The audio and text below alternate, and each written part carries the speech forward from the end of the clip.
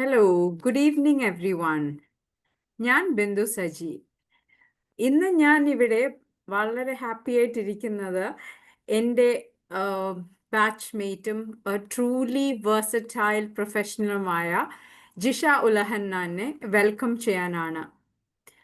Jisha is a consultant psychologist, a remedial trainer, and as well as a ORC trainer. ഒരു consultant psychologist ആയ ജിഷ മറ്റുള്ള ഇൻഡിവിജ്വൽസിനെ എങ്ങനെ ഇമോഷണലിയും മെൻ്റലിയും അവരുടെ wellbeing with compassion and lot of insight she helps people. അതുപോലെ തന്നെ she works as A remedial trainer supporting children and individuals with learning needs. അവരുടെ challenges ഒക്കെ overcome ചെയ്ത് അവരുടെ ട്രൂ പൊട്ടൻഷ്യൽ അൺലോക്ക് ചെയ്യാനായിട്ട് ജിഷ വളരെ കാര്യമായി അവരുമായി പ്രവർത്തിക്കുന്നുണ്ട്. അതുപോലെ തന്നെ she is A certified ORC trainer, അതായത് അവർ റെസ്പോൺസിബിലിറ്റി ടു ചിൽഡ്രൻ എന്നുള്ള കേരള ഗവൺമെൻറ്റിൻ്റെ ഒരു ഇനിഷ്യേറ്റീവാണ്. അതിൽ she has taken up this training to help children build skills and be emotionally intelligent. Last but not the least, she is a professional relationship trainer also. Jisha ma'am അത് emphasise ചെയ്യുന്നത് റിലേഷൻഷിപ്സിലൊക്കെ എങ്ങനെ നമ്മൾക്ക് ഫാമിലീസും ഇൻഡിവിജ്വൽസും ഒക്കെ ഒരു beautiful and healthy relationship and A meaning full life എങ്ങനെ കണക്ഷൻസിലൂടെ നമ്മുടെ personal and professional ലൈഫിൽ മുന്നോട്ട് കൊണ്ടുപോകാമെന്നുള്ളത് ജിഷ മാമിൻ്റെ ഒരു സ്പെഷ്യൽ ടെക്നിക്സിലൂടെ ഹെൽപ്പ് ചെയ്യുന്നുണ്ട്. And with Har unique experience and skills, she has touched the lives of many people, like individuals, families, communities, children, and towards their growth and harmony. So I'm here to welcome Jisha ma'am. Please put a smile on your face and welcome her. Thank you. Thank you, Bindu ma'am, for your kind and inspired words. ഞാൻ ഒന്നോട് പറയാം, എൻ്റെ പേര് ജിഷ എന്നാണ്. വീട് എറണാകുളത്താണ് താമസിക്കുന്നത്. പറഞ്ഞ പോലെ ഒരു കൺസൾട്ടന്റ് സൈക്കോളജിസ്റ്റ് ആയിട്ട് ചെയ്യുന്നു. അതിലെല്ലാം ഉപരി നമ്മുടെ വിംബിൾ അക്കാദമിയിലെ ഒരു പ്രൊഫഷണൽ ട്രെയിനറിലെ ഒരു മെമ്പറാണ്. അതുപോലെ ഒരുപാട് കോഴ്സുകൾ എനിക്ക് വിംബിൾ അക്കാദമിയിൽ ചെയ്യാനുള്ള ഭാഗ്യം ലഭിച്ചിട്ടുണ്ട്. ശരിക്കും വിംബിൾ കുടുംബത്തിലേക്ക് കടന്നു വന്നതാണ് ഇതുപോലെ ഫ്രീ വെബിനാർസും അല്ലെങ്കിൽ വെബിനാർസിലൊക്കെ സംബന്ധിക്കാനായിട്ട്, അല്ലെങ്കിൽ അതിനുള്ള കോൺഫിഡൻസ് ഒക്കെ എനിക്ക് കിട്ടിയത്. ആദ്യമായിട്ട് ഞങ്ങളുടെ ഡയറക്ടർ ഫൈസൽ സാറിന് ഒരുപാട് നന്ദി. ഞങ്ങളെ ഓരോ ദിവസവും ഞങ്ങളെ ഇൻസ്പയർ ചെയ്യുന്നതിന്, ഞങ്ങളെ മോട്ടിവേറ്റ് ചെയ്യുന്നതിന്. ശരിക്കും ഒരു ട്രെയിനിങ് ഇതിലോട്ട് വന്നു കഴിഞ്ഞിട്ടുണ്ടെങ്കിൽ, ഒരു ഗ്രൂപ്പിലോ അല്ലെങ്കിൽ ഒരു അക്കാഡമിയിലോ വന്നു കഴിഞ്ഞാൽ നമുക്കൊരു കോഴ്സ് കിട്ടിക്കഴിഞ്ഞ് നമ്മൾ പിന്നെ നമ്മുടെ സ്വന്തമായ രീതിയിൽ മുന്നോട്ട് പോവുക എന്നുള്ളത് സാധാരണ നമ്മൾ കാണുന്നത്. പക്ഷെ വിംബിളിനെ സംബന്ധിച്ചിടത്തോളം അതൊരു കുടുംബമാണ്, ലോകം മുഴുവൻ വ്യാപിച്ചു കിടക്കുന്ന എന്ന് വേണമെങ്കിൽ പറയാം. അതുപോലുള്ള വിംബിൾ കുടുംബത്തിലെ അംഗമായി തീരുവാനായിട്ട് കഴിഞ്ഞത് എൻ്റെ ഒരു വലിയ, എൻ്റെ കരിയറിൽ തന്നെ ഒരു കുറച്ച് ബ്രേക്ക് ഒക്കെ ഉണ്ടായിരുന്നെങ്കിലും അതിന്റെ ഒരു ഉയർച്ചയ്ക്ക് അല്ലെങ്കിൽ ഒരു ഫ്ലുവൻസിക്കൊക്കെ കാരണമാണ്. അപ്പൊ ആദ്യമായിട്ട് ഫൈസൽ സാറിന്, അതുപോലെ ഞങ്ങളുടെ train the trainers batch mentor ചെയ്ത ജാസ്മിൻ മാമിന്, അതുപോലെ ഞങ്ങളെ ഓരോ ദിവസവും മോട്ടിവേറ്റ് ചെയ്യുന്ന സജ്ജന മാം, അങ്ങനെ ഒരുപാട് പേരുണ്ട്. അവരെല്ലാവരെയും നിമിഷങ്ങളിൽ ഓർക്കുന്നു. നമ്മുടെ ഇന്നത്തെ സബ്ജക്റ്റ് എന്താണെന്ന് അറിയാവോ?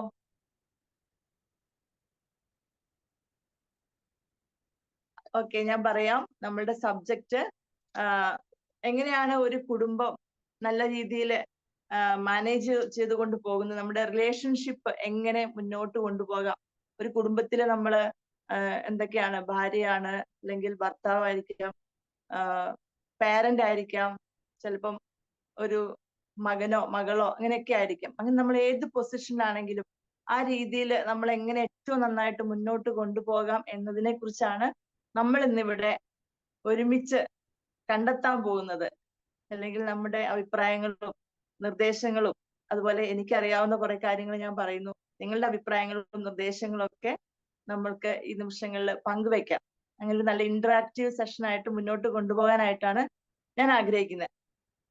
ഡോക്ടർ APJ അബ്ദുൽ കലാമിന്റെ ഒരു നല്ലൊരു വേർഡ്സ് എനിക്ക് ഒരുപാട് ഇഷ്ടപ്പെട്ട ഒരു വേർഡ് ഉണ്ട്, ഒരു സെന്റൻസ് ഉണ്ട്. You cannot change your future, but you can change your habit, and you can change your habit that can change your future. എന്ന് പറഞ്ഞാൽ നമുക്ക് നമ്മുടെ ശീലങ്ങൾക്ക് മനുഷ്യനെ സൃഷ്ടിക്കാനും ഇല്ലാതാക്കാനും കഴിയും. നമ്മളുടെ ഹാബിറ്റിന് നമ്മളെ സൃഷ്ടിക്കാൻ, ഒരു നല്ല മനുഷ്യനെ സൃഷ്ടിക്കാനോ ഇല്ലാതാക്കാനോ സാധിക്കും. അപ്പൊ ഒരാളുടെ ജീവിതത്തിന്റെ ഗതി തന്നെ തീരുമാനിക്കുന്നത് നമ്മുടെ ശീലങ്ങളാണെന്ന്. നമ്മുടെ ജീവിതം അല്ലെങ്കിൽ നമ്മുടെ ഫ്യൂച്ചർ എങ്ങനെ ആയിരിക്കണമെന്ന് തീരുമാനിക്കുന്നത് നമ്മളുടെ ആ ഹാബിറ്റ് ആണ്.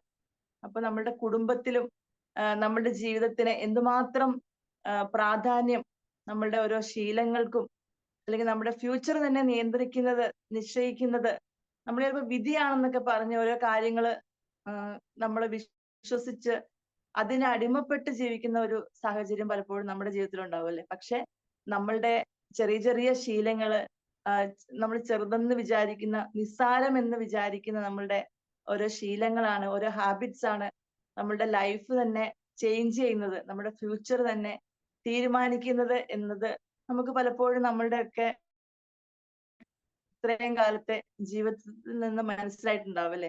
എന്തൊക്കെയാ നമുക്ക് വേണ്ടത്, എന്തൊക്കെയായിരുന്നു നമുക്ക് വന്ന കുറവ്. ശരിക്കും സൈക്കോളജി ഒക്കെ പഠിച്ച് ആ ഒരു രീതിയിൽ ചിന്തിക്കാനും ഒക്കെ പഠിക്കാനും ഒക്കെ തുടങ്ങിയ സമയത്താണ് എന്നിൽ തന്നെ എന്തൊക്കെ മാറ്റങ്ങൾ വേണം എന്നുള്ള ഒരു തിരിച്ചറിവ് എനിക്ക് കിട്ടിയത്. ശരിക്കും പറഞ്ഞാൽ അത് നമുക്ക് എന്തൊക്കെ ചേഞ്ചസ് വരുത്തണം എന്നുള്ള കാര്യത്തില് ഒരു ഡിസിഷൻ അല്ലെങ്കിൽ ഒരു വ്യക്തമായ അഭിപ്രായം ഒക്കെ രൂപപ്പെടുത്താനായിട്ട് അത് സഹായിച്ചിട്ടുണ്ട്. നമ്മളുടെ സൈക്കോളജി ഫ്രണ്ട്സ് ആണെങ്കിലും ഇപ്പൊ എന്റെ കൊളീഗ്സ് ആണെങ്കിലും അവരുടെയൊക്കെ വോയിസ് ടാസ്കുകളൊക്കെ അതിലൂടെയൊക്കെ നമുക്ക് ഒരുപാട് കാര്യങ്ങൾ മനസ്സിലാക്കാൻ സാധിച്ചിട്ടുണ്ട്. ഇപ്പൊ പ്രധാനമായിട്ടും നമ്മുടെ ഫാമിലി ലൈഫ് മുന്നോട്ട് കൊണ്ടുപോകാൻ എന്തൊക്കെ വേണമെന്ന് എന്തെങ്കിലും ഐഡിയ ആർക്കെങ്കിലും ഉണ്ടോ? ഒന്ന് നമുക്ക് ഒരുമിച്ചൊന്ന് ചിന്തിക്കാമെന്ന് വിചാരിക്കുന്നു. എന്തൊക്കെയാണ് നമുക്ക് വേണ്ടത്? ബിന്ദു മാമിന് ഒന്ന് പറയാൻ പറ്റുമോ? Love and trust and communication. Okay, love, trust, communication നമുക്ക് എല്ലാവർക്കും അറിയാവുന്ന കാര്യങ്ങള്. മ്യൂച്വൽ അണ്ടർസ്റ്റാൻഡിങ്, അതെ ഫസ്മിന, അതുപോലെ ശരിക്കും അതൊക്കെയാണ്. അപ്പൊ ആ കമ്മ്യൂണിക്കേഷനിലൊക്കെ നമ്മൾ ശരിയായ രീതിയിൽ മുന്നോട്ട് പോകണമെങ്കിൽ മ്യൂച്വൽ ആയിട്ട് പരസ്പരം നമ്മൾ അണ്ടർസ്റ്റാൻഡ് ചെയ്യണം. ഏറ്റവും പ്രധാനപ്പെട്ട കാര്യങ്ങളാണ് ഇതെല്ലാം, നമുക്ക് എല്ലാവർക്കും അറിയാം. അപ്പൊ ഞാൻ പ്രധാനപ്പെട്ട ഇതെല്ലാം ഉൾക്കൊള്ളിച്ചുകൊണ്ട് കുറച്ച് കാര്യങ്ങളാണ് സംസാരിക്കാൻ ആഗ്രഹിക്കുന്നത്. പ്രധാനമായിട്ടും കമ്മ്യൂണിക്കേഷൻ. നമ്മൾ ഏറ്റവും ഒന്നാമതായിട്ട് ഏതൊരു ബന്ധത്തിനും ഏറ്റവും പ്രധാനം അല്ലേ, ഇപ്പൊ ലവ്, ട്രസ്റ്റ് എന്നൊക്കെ അതൊക്കെ പ്രധാനമാണ്. പക്ഷേ മ്യൂച്വൽ റെസ്പെക്ട്, ലിഷ, ഫ്രാൻസിസ് ഒക്കെ അത് തന്നെ അതെല്ലാം വരണമെങ്കിൽ ഈ കാര്യങ്ങളെല്ലാം, ഈ ഇമ്പോർട്ടന്റ് ആയ ഏറ്റവും എസൻസ് ആയ കാര്യങ്ങൾ നമ്മുടെ ജീവിതത്തില് അല്ലെങ്കിൽ നമ്മുടെ ഫാമിലി ലൈഫിലേക്ക് വരണമെങ്കിൽ അതിനുള്ള ഒരു വാതിലാണ് കമ്മ്യൂണിക്കേഷൻ അല്ലേ. നമ്മൾ ശരിക്കും ഒരാളെ പരിചയപ്പെടുന്നു, നമ്മൾ ബന്ധം സ്ഥാപിക്കുന്നു, അല്ലെങ്കിൽ നമുക്കൊരു സ്നേഹം തോന്നുന്നു, റെസ്പെക്ട് തോന്നുന്നു. ഇതൊക്കെ ശരിക്കും കമ്മ്യൂണിക്കേഷൻ എന്ന് പറഞ്ഞാൽ നമ്മുടെ വാക്കുകൾ മാത്രമല്ല, നമുക്കറിയാം നമ്മളുടെ പെരുമാറ്റം, നമ്മൾക്ക് ആ ഫസ്റ്റ് കാണുമ്പോഴുള്ള ഒരു അട്രാക്ഷൻ, അതുപോലെ ഓരോ കാര്യങ്ങളും ആ ഒരു കമ്മ്യൂണിക്കേഷൻ പ്രോസസ്സ് നമുക്ക് അറിയാം. ഒരുപാട് കാര്യങ്ങളുണ്ട്.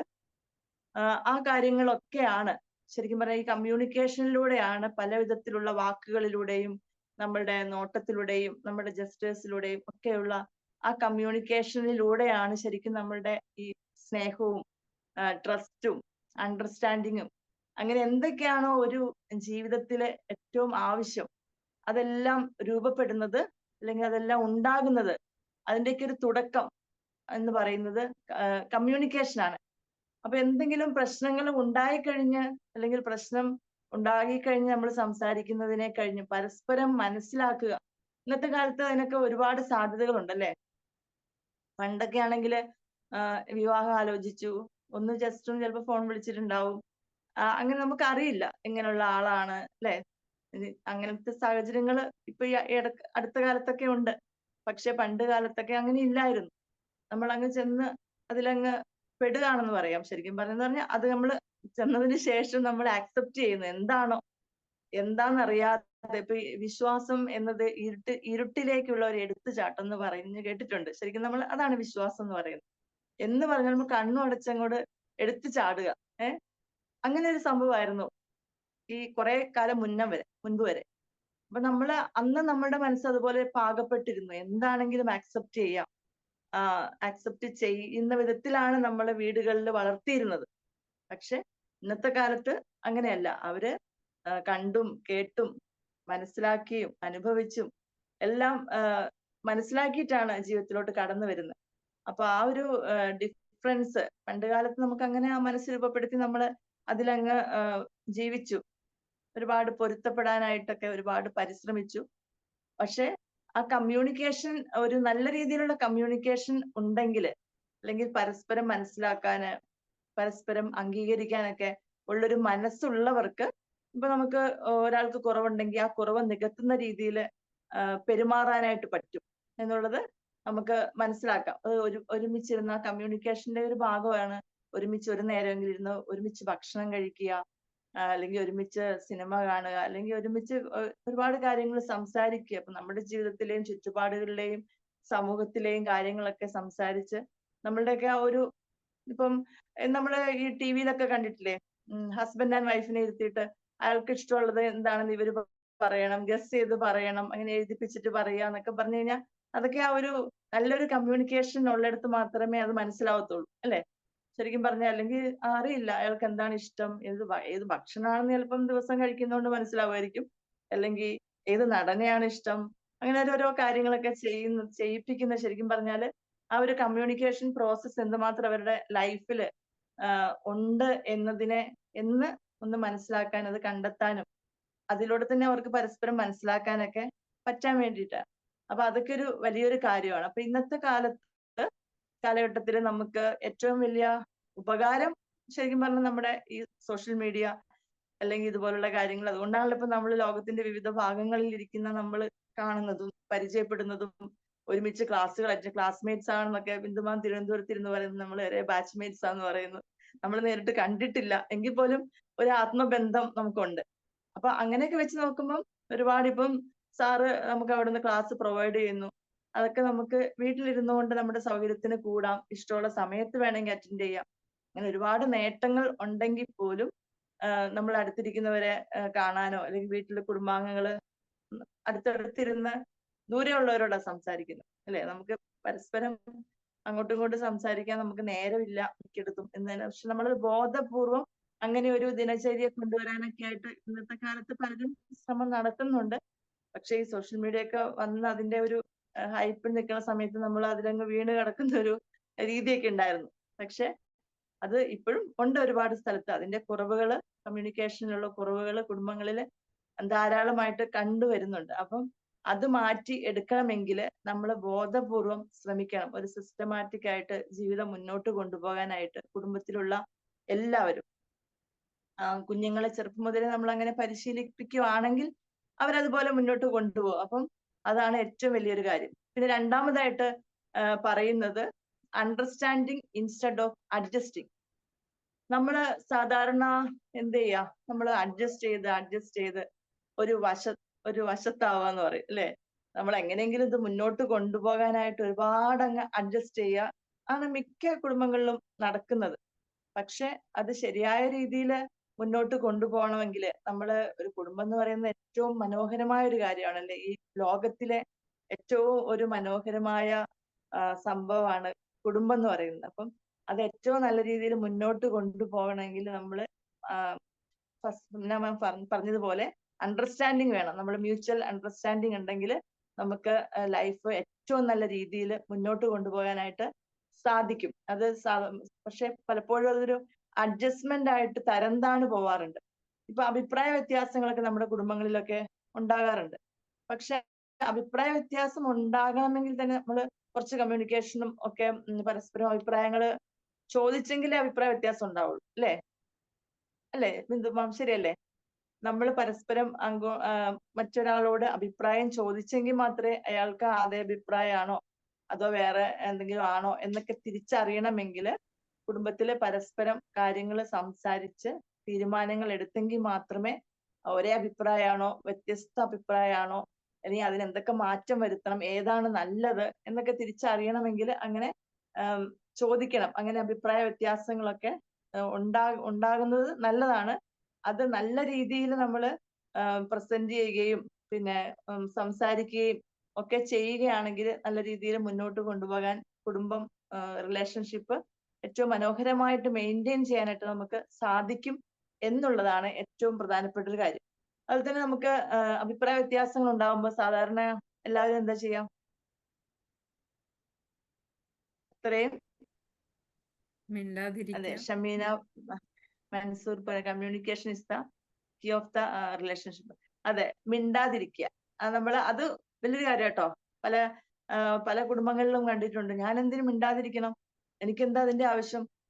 എനിക്ക് ഇത്രയും പഠിപ്പില്ലേ, എനിക്ക് ജോലിയില്ലേ, അങ്ങനെ ഉരുളയ്ക്ക് ഉപ്പേരി പോലെ പറയുന്ന കുടുംബങ്ങളുണ്ട് ഒരുപാട്. പക്ഷെ അതുകൊണ്ട് ശരിക്കും പറഞ്ഞാൽ യാതൊരു ഉപകാരവും ഇല്ല, അല്ലെ? പ്രശ്നങ്ങൾ കൂടുതൽ അന്നേരം പറഞ്ഞിട്ടുണ്ടെങ്കിൽ പ്രശ്നങ്ങൾ കൂടുതൽ വഷളാവുകയുള്ളൂ. അതേസമയം കുറച്ചു നേരം മിണ്ടാതിരിക്കുക, ഇനി നല്ല രീതിയിൽ സംസാരിക്കാൻ പറ്റുമെങ്കിൽ സംസാരിക്കും, അല്ലെ? നല്ല രീതിയിൽ ശാന്തതയോടെ സമാധാനത്തോടെ മറ്റേയാളുടെ അഭിപ്രായങ്ങളും നമ്മൾക്ക് ഉൾക്കൊണ്ടുകൊണ്ട് സംസാരിക്കാൻ പറ്റുമെങ്കിൽ അത് ഏറ്റവും നല്ല കാര്യം. അല്ലെങ്കിൽ മിണ്ടാതിരിക്കുക. പിന്നെ അതുപോലെ തന്നെ അപ്പൊ ചെയ്യേണ്ട, അങ്ങനെ അഭിപ്രായ വ്യത്യാസങ്ങൾ വന്നിട്ടുണ്ടെങ്കിൽ, ഒരു അണ്ടർസ്റ്റാൻഡിങ്ങിനൊക്കെ കുറവ് വന്നിട്ടുണ്ടെങ്കിൽ നമുക്ക് എഴുതുക. അതൊരു പുതിയ മെത്തഡാണ്. നമുക്ക് എന്തൊക്കെ ദേഷ്യമുണ്ടല്ലോ, എന്തൊക്കെ പറയാനുണ്ട്, അത് എഴുതുമ്പം അതൊരു എവിഡൻസ് ആവും. വാവിട്ട് നമ്മൾ ഒരുപാട് അങ്ങോട്ടും ഇങ്ങോട്ടും വാഗ്വാദം നടത്തുമ്പോൾ നമ്മൾ എന്ത് വേണമെങ്കിലും വിളിച്ചു പറയാൻ സാധ്യതയുണ്ട്, അല്ലെ? അപ്പോഴായിരിക്കും ഉള്ളിലിരിക്കുന്ന ഇതൊക്കെ ഉണ്ടായിരുന്നോ അദ്ദേഹത്തിന്റെ മനസ്സിൽ, അയാളുടെ മനസ്സിൽ, അയ്യോ ആ കാര്യങ്ങളൊക്കെ എങ്ങനെയൊക്കെയായിരുന്നോ ചിന്തിച്ചിരുന്നേ എന്ന് പലപ്പോഴും അപ്പോഴായിരിക്കും ചിന്തിക്കുന്നത്, അല്ലെ? ഇങ്ങനെ അങ്ങോട്ടും ഇങ്ങോട്ടും വാഗ്വാദത്തിൽ പറയുമ്പോ ആയിരിക്കുമ്പോ ഇങ്ങനെയൊക്കെ ഉണ്ടായിരുന്നല്ലേ, ഇത് ഞാൻ അറിഞ്ഞില്ലല്ലോ എന്നൊക്കെ ചിന്തിക്കാം. നല്ല രീതിയിൽ അത് എനിക്കിങ്ങനെ ഇതൊക്കെയായിരുന്നു എന്റെ ആഗ്രഹം, അല്ലെങ്കിൽ എനിക്കത് ഇഷ്ടമില്ലായിരുന്നു എന്നൊക്കെ പറയുന്നതിന് പകരം ആ ദേഷ്യപ്പെടുമ്പോ അല്ലെ അഭിപ്രായ വ്യത്യാസങ്ങൾ വരുന്ന സമയത്താണ് പലരും അതൊക്കെ വിളിച്ചു പറയാം. അപ്പം സാധാരണ പഴയ കാര്യങ്ങളൊക്കെ അതിലേക്ക് വരും. പണ്ട് കല്യാണം കഴിച്ച അന്നോട്ടുള്ള കാര്യങ്ങളൊക്കെ വിളിച്ചു പറയുന്ന ഒരു രീതികളൊക്കെ ചില കുടുംബങ്ങളിലൊക്കെ ഉണ്ടാവാറുണ്ട്. പക്ഷെ അതൊക്കെ ഭയങ്കര പ്രശ്നങ്ങൾ ഏറ്റവും രൂക്ഷമാവാനായിട്ട് ഇടവരുള്ളൂ. അപ്പൊ എന്ത് ചെയ്യണം? എഴുതി ഒരു ലെറ്റർ പോലെ, ലവ് ലെറ്റർ മാത്രമല്ല എഴുതേണ്ടത്, നമുക്ക് ഇങ്ങനെയുള്ള കാര്യങ്ങൾക്ക് വേണ്ടി ഒരു ലെറ്റർ പോലെ എഴുതുക ഉള്ളതും ഒരു നല്ലൊരു കോപ്പിംഗ് മെത്തേഡാണ്. നമുക്കത് ആ സാഹചര്യം നല്ല രീതിയിൽ മാനേജ് ചെയ്യാനായിട്ട്. ഇനിയിപ്പം ചിലപ്പോൾ എഴുതി കഴിഞ്ഞാല് ചിലപ്പോൾ നമ്മുടെ ഉള്ളിലെ ആ വിഷമം അങ്ങ് മാറുകയാണ്, അയാൾക്ക് കൊടുക്കണ്ട അല്ലെങ്കിൽ അറിയിക്കേണ്ട എന്നുണ്ടെങ്കിൽ അത് കീറിക്കളയോ കത്തിച്ചു കളയോ അങ്ങനെ എന്ത് വേണേലും ചെയ്യാം. ഇനിയിപ്പൊ ആ അദ്ദേഹത്തെ അല്ലെങ്കിൽ എതിരാളി അല്ലെ നമ്മുടെ പാർട്ട്ണറെ അറിയിക്കണം എന്ന് അതേ ആഗ്രഹം ഉണ്ടെങ്കിൽ നമ്മൾ അത് കാണിക്കുക. സമാധാനത്തിലിരിക്കുമ്പോഴത്തേക്ക് എന്റെ മനസ്സിൽ ഇങ്ങനെയൊക്കെ ഉണ്ട്, അപ്പൊ ഇതൊന്ന് വായിച്ചു നോക്കുവോ എന്നൊന്ന് റിക്വസ്റ്റ് ചെയ്യാം. അപ്പൊ അവര് നല്ല മൂഡിലിരിക്കും വേണം, അല്ലെങ്കിൽ ചിലപ്പം പ്രശ്നം രൂക്ഷമാകാനായിട്ട് ഇടയാവും കേട്ടോ. അപ്പൊ അത് പിന്നെ അതുകൊണ്ട് നമ്മുടെ കൈയക്ഷരം നന്നാവാൻ ഉപകരിക്കും കേട്ടോ. എഴുതുവാണെങ്കിൽ കുറച്ച് നമ്മുടെ ഭാവനകളൊക്കെ വർദ്ധിക്കാനും അങ്ങനെ കുറെ നമ്മുടെ സ്ട്രെസ് കുറയാനും അങ്ങനെ ഒരുപാട് ഗുണങ്ങൾ ഉണ്ട്.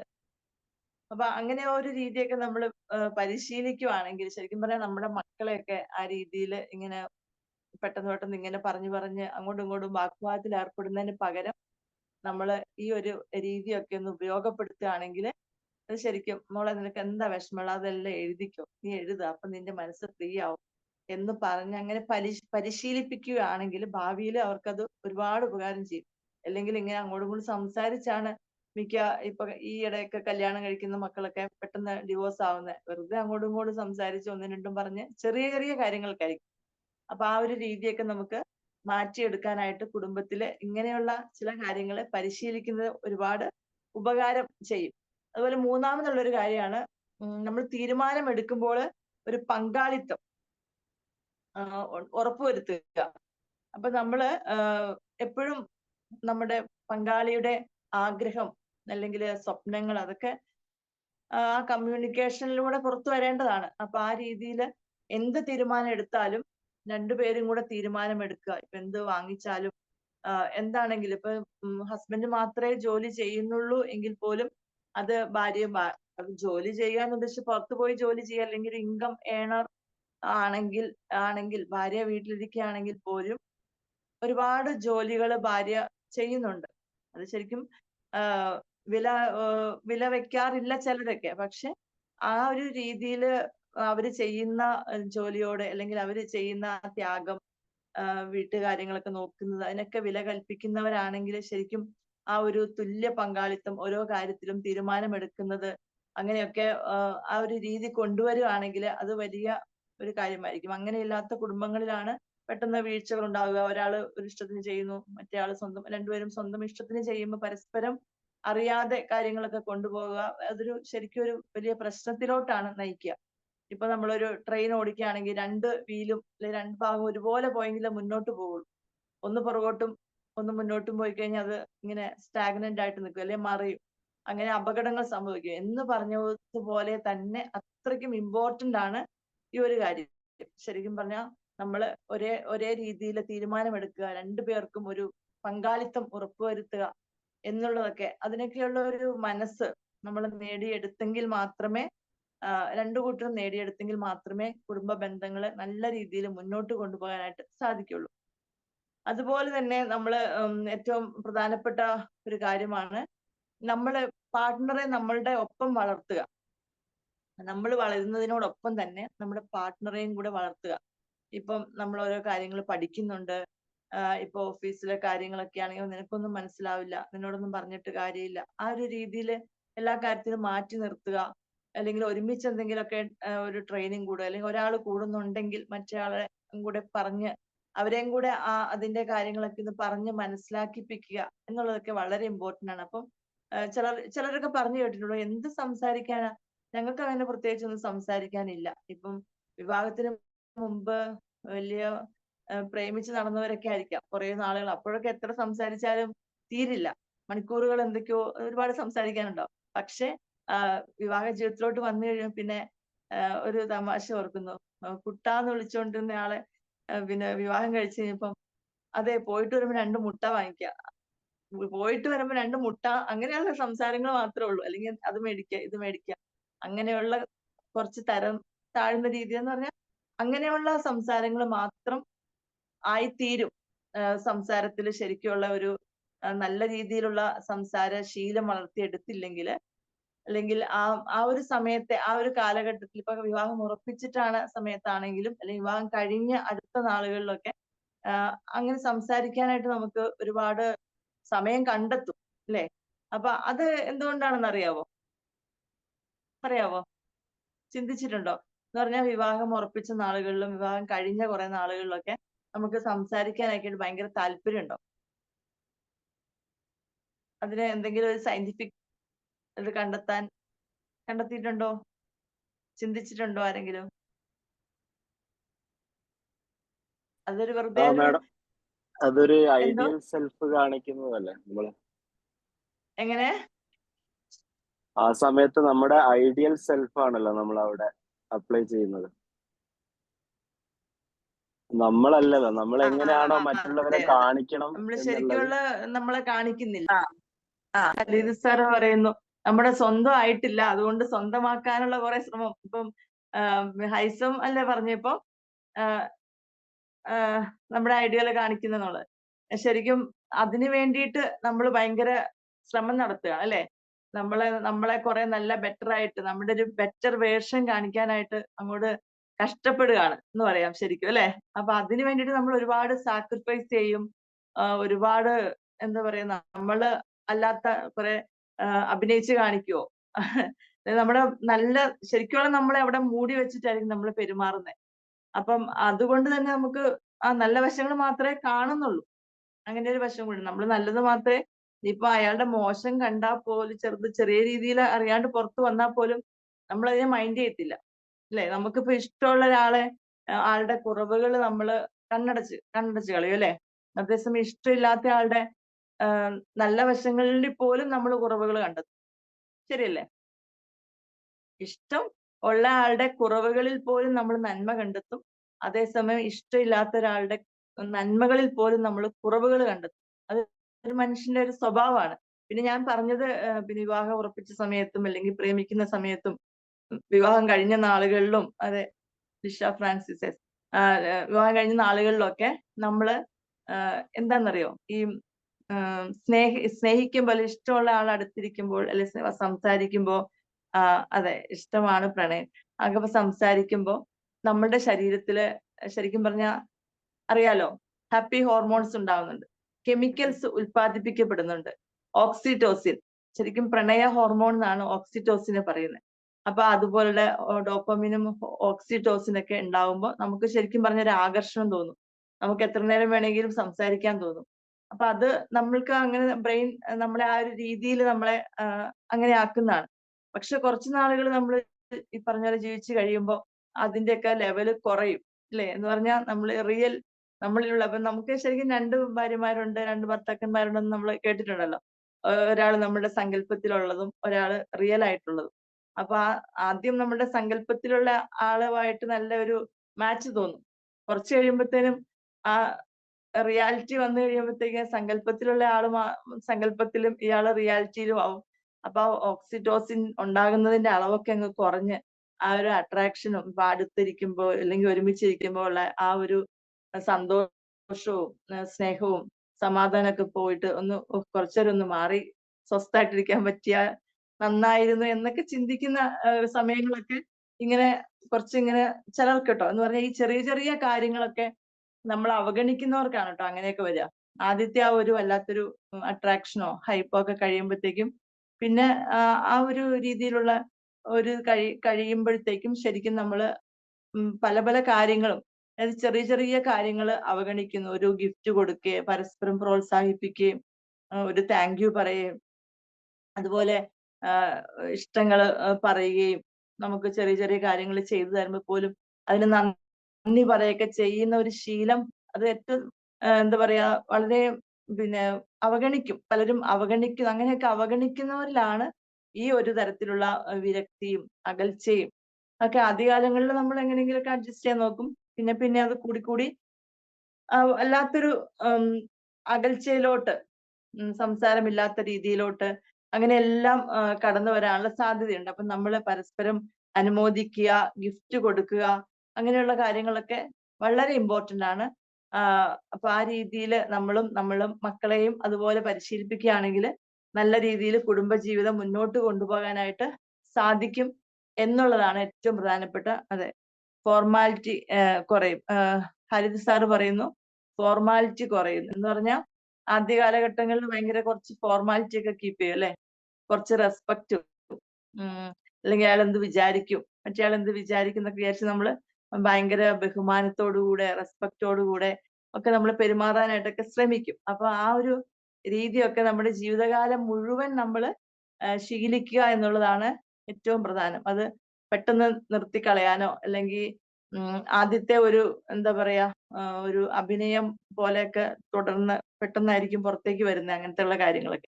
അപ്പൊ അതൊക്കെ ഒന്ന് ശ്രദ്ധിക്കുകയാണെങ്കിൽ നമുക്ക് ഏറ്റവും നമ്മളെ തന്നെ പ്രസന്റ് ചെയ്യുന്നത് ഏറ്റവും നല്ല രീതിയിൽ തുടക്കത്തിൽ നമ്മൾ അങ്ങനെ ചെയ്യും, അല്ലെ? അങ്ങനെ പറഞ്ഞിട്ടുണ്ട്, നമ്മൾ നല്ല രീതിയിൽ നമ്മളെ പ്രസന്റ് ചെയ്യണം, എങ്കിൽ മാത്രമേ മറ്റുള്ളവർക്ക് ഇഷ്ടപ്പെടുകയുള്ളൂ. ഞാൻ കഴിഞ്ഞ ദിവസം പറഞ്ഞ പോലെ ഫസ്റ്റ് എന്താണ് നമ്മൾ തുടക്കത്തിൽ കാണുന്നത് ശരിക്കും പറഞ്ഞ ഒരു അട്രാക്ഷൻ വരുന്ന രീതിയിലായിരിക്കും നമ്മളെ പ്രസന്റ് ചെയ്യുക. പക്ഷെ അത് നമ്മുടെ ജീവിതകാലം മുഴുവൻ ആ ഒരു അട്രാക്ഷനും ഒരു സ്നേഹവും ഒക്കെ കുടുംബത്തിൽ നിലനിൽക്കണമെങ്കിൽ നമ്മൾ എന്നും അത് കീപ്പ് ചെയ്യണം എന്നുള്ളതാണ് ഏറ്റവും പ്രധാനം.